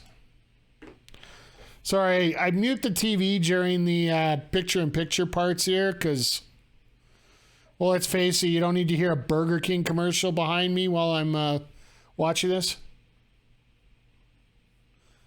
What, JJ? Did I ever mention that maybe sometimes for slang I'm not the best one to use it? Or to say it for that matter? Ugh.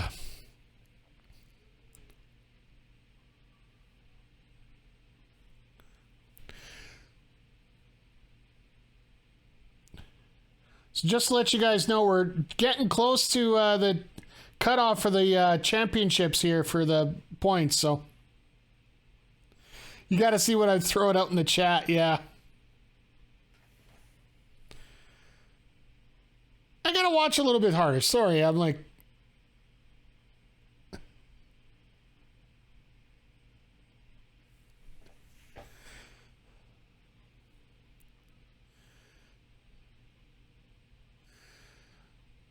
I will say this. As much as I got a feeling that they're not going to change hands tonight, it would still be great to see a new champion form tonight. And just basically moving it on to a new generation of wrestlers.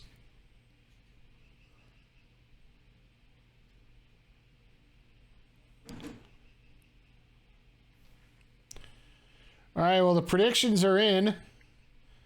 And you got 2/3 Bucks and 1/3 Starks and Hobbs. So best of luck to all of you here. I hope that's, well... I think we heard that Swerve and Keith Lee probably won't be winning it tonight, but we'll see. So you just want to see FTR beat one of these other teams in the Bucks? No, I think we're going to get the rematch with the Bucks regardless.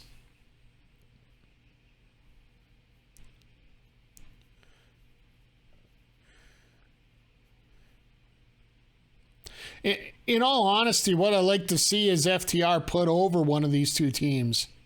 These two other teams. Could you imagine the credibility on the map if FTR beat one of them? And also, let's put it this way. Just because they win the championships tonight doesn't mean that the Bucks can't get a rematch in 2 weeks or whatever. They don't do rematches that often, but there's nothing saying that they can't.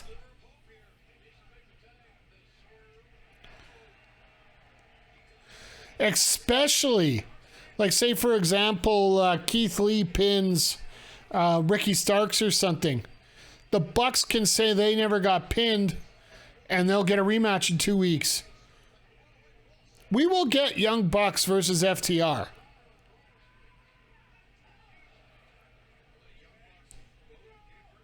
What is this, the TNT title, hot-shotting it back and forth? See, I'm of the case here of I don't care if a title gets hot-shotted around if it makes sense.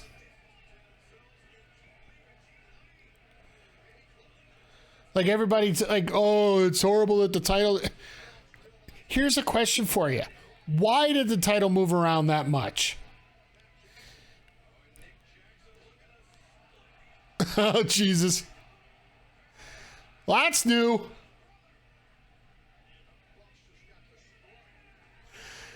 Keith Lee just took the Young Bucks and turned them into couple of does right there.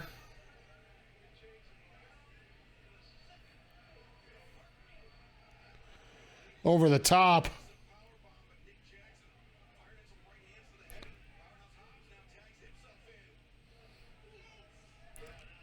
Here we go. This is the match I'm looking for. I have no idea why Scorpio and Sandy changed the title that much. I'll be perfectly honest. As much as I like to talk about how the thing with Cody and Tony was just sorry,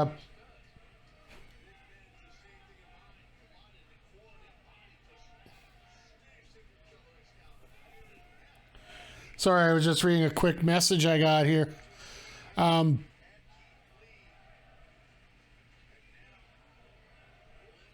When it comes to Cody and Tony, I got a feeling it had a lot to do with booking more than it did the money. It's sort of like a Goudreau situation here, if you want to equate it to an NHL thing here.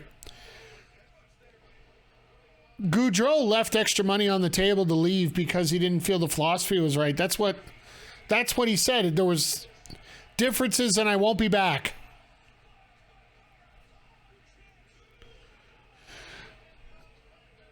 Could it be that a lot of this hotshot booking that was going on was Cody's deal? And he thought changing the title would provide a little bit more importance to it? We don't know. We don't 100% know what's going on.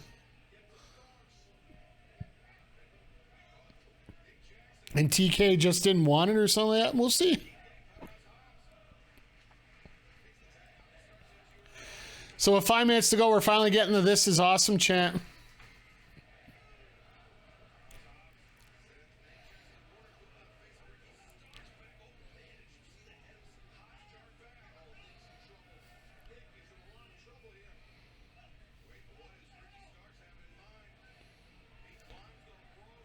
Oh, and Darth Mick, to answer your question about...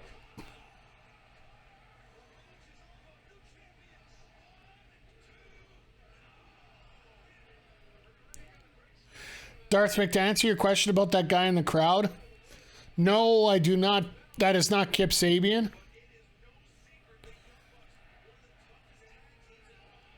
Because Kip does not show any emotion out there at all.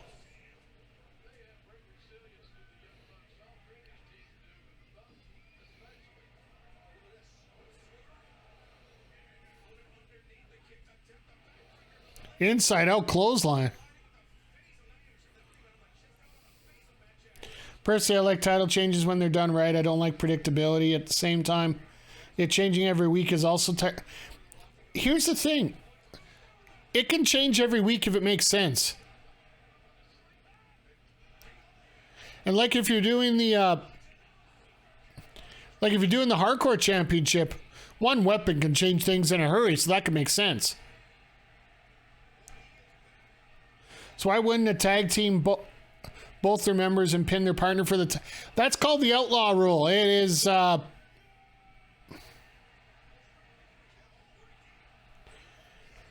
because way back in 97... Oh, there goes a ref. Way back in 97, the New Age Outlaws actually did that. It was on an episode of Raw, I do believe, that Road Dogg tagged himself in with Billy Gunn, and then one pinned the other and got the hell out of there with the championships.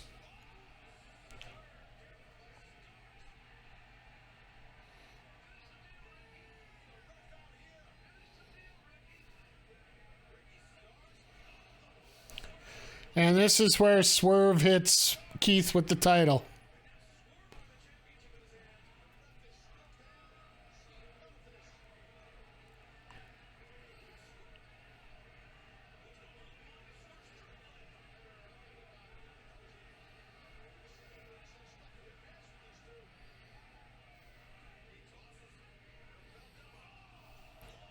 Oh God, the low blow. And the belt to lead. Oh yeah, here we go. Belt shots to everybody. Which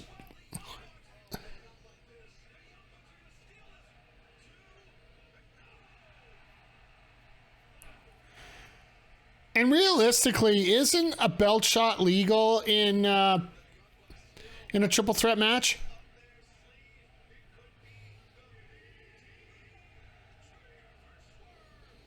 All right, that's going to do it. No! Okay, I'm intrigued. So are they going to hit like every finisher that they got?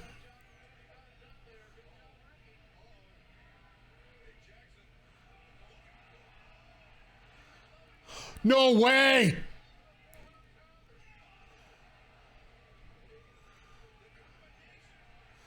No way! Here we go!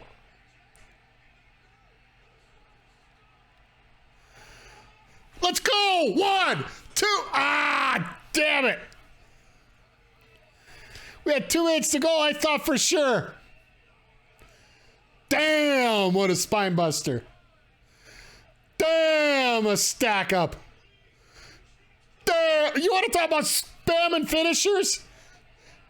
Let's just stack them up like corkwood. Atta boy Hobbs. That just fired me up here.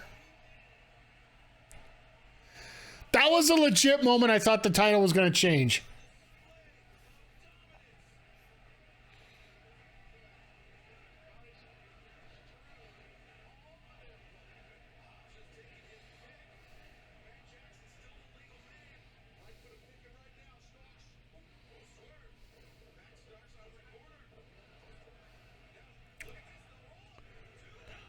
Well, I thought you just said Jackson was a legal man. I guess not.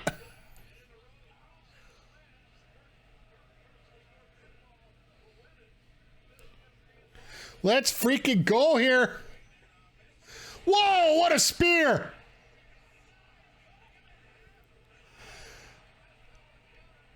Now we're getting into the... Now this is like that fourth quarter right at the end. Everything's piping up all over the place here.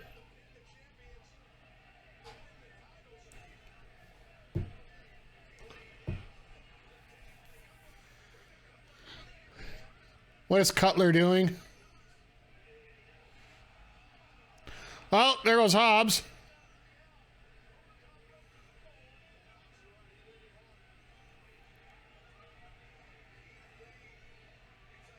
Mr. Savage, good to see you here tonight, my friend. This is going awesome here.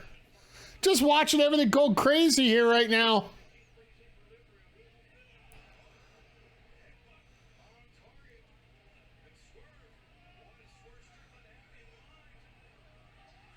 Jesus. And right now we got 1 minute to go here before the end of the show.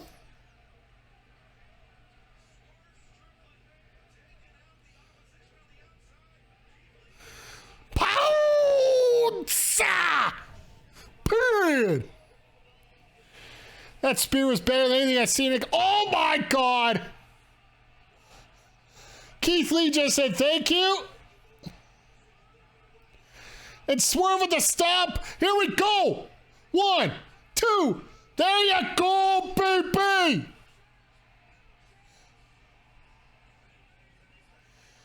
Hot damn. That was freaking amazing, that finish. Those last 5 minutes. Those last 5 minutes. Hell yeah. And I'm sorry, everybody, but... Everybody's channel points gone for that one. Nobody had faith in them. Nobody had faith. That was an insane finish. And the worst part is it happens so close to time, so they have to cut it right there. We don't get to see the finish of the glory. That was a match. My God, that was a match. That was a finish. Like... You see everybody going through the motions through the first 10, 12 minutes there. And just, yeah, that last little bit is just bam. So you started off well, you finished off well. Like Warlow and Orange Cassidy was a really good opener. Orange really developing himself into that go-to guy there. In the middle of the card, you got Claudio and Jake Hager. That went off absolutely spectacularly. And then, yeah, the women's match, well, you know what? It's a misstep. Yeah, we'll call it straight up. It wasn't as good as it should have been. But yeah, Keith Lee throwing himself over the top rope like that, like, I don't know how much you've seen of Keith Lee, but that's somewhat normal for him. But at that point in the match, everything just build and build. They were having that slow build, and then all of a sudden, with 5 minutes to go, everything just went boom. And just all the way up to the top there. Wow. Hope things for Keith Lee are okay and he's back. Absolutely. Like, well, they won the championship, so I know if anything was serious, they wouldn't be on for a while, that TK wouldn't have gave them the championships, right? But there's a new screen on Fight TV that says AEW broadcast ended after last week or week before, when we got to see the first 30 minutes of Rampage. Well, the other thing is, yeah, they must be taping Rampage tonight, so that would make sense. Sometimes they don't tape Rampage at Dynamite. Like, they won't be doing that for All In week, of course, but yeah, let's and that tag match, let's freaking go here. That was exciting. That was great. We're not going to see that kind of excitement next week. I'm sorry, Jericho and Kingston are going to main event that show, and it's going to be bloody and violent, but I don't think we're going to get the same excitement that we're going to get on this one. So, but yeah, what a hell of a show here tonight, guys. This was freaking amazing. I would have to say it's a good 9 out of 10 here. Need to take Doug for a pee before Among Us. All right, you take care, McG. Good to see you.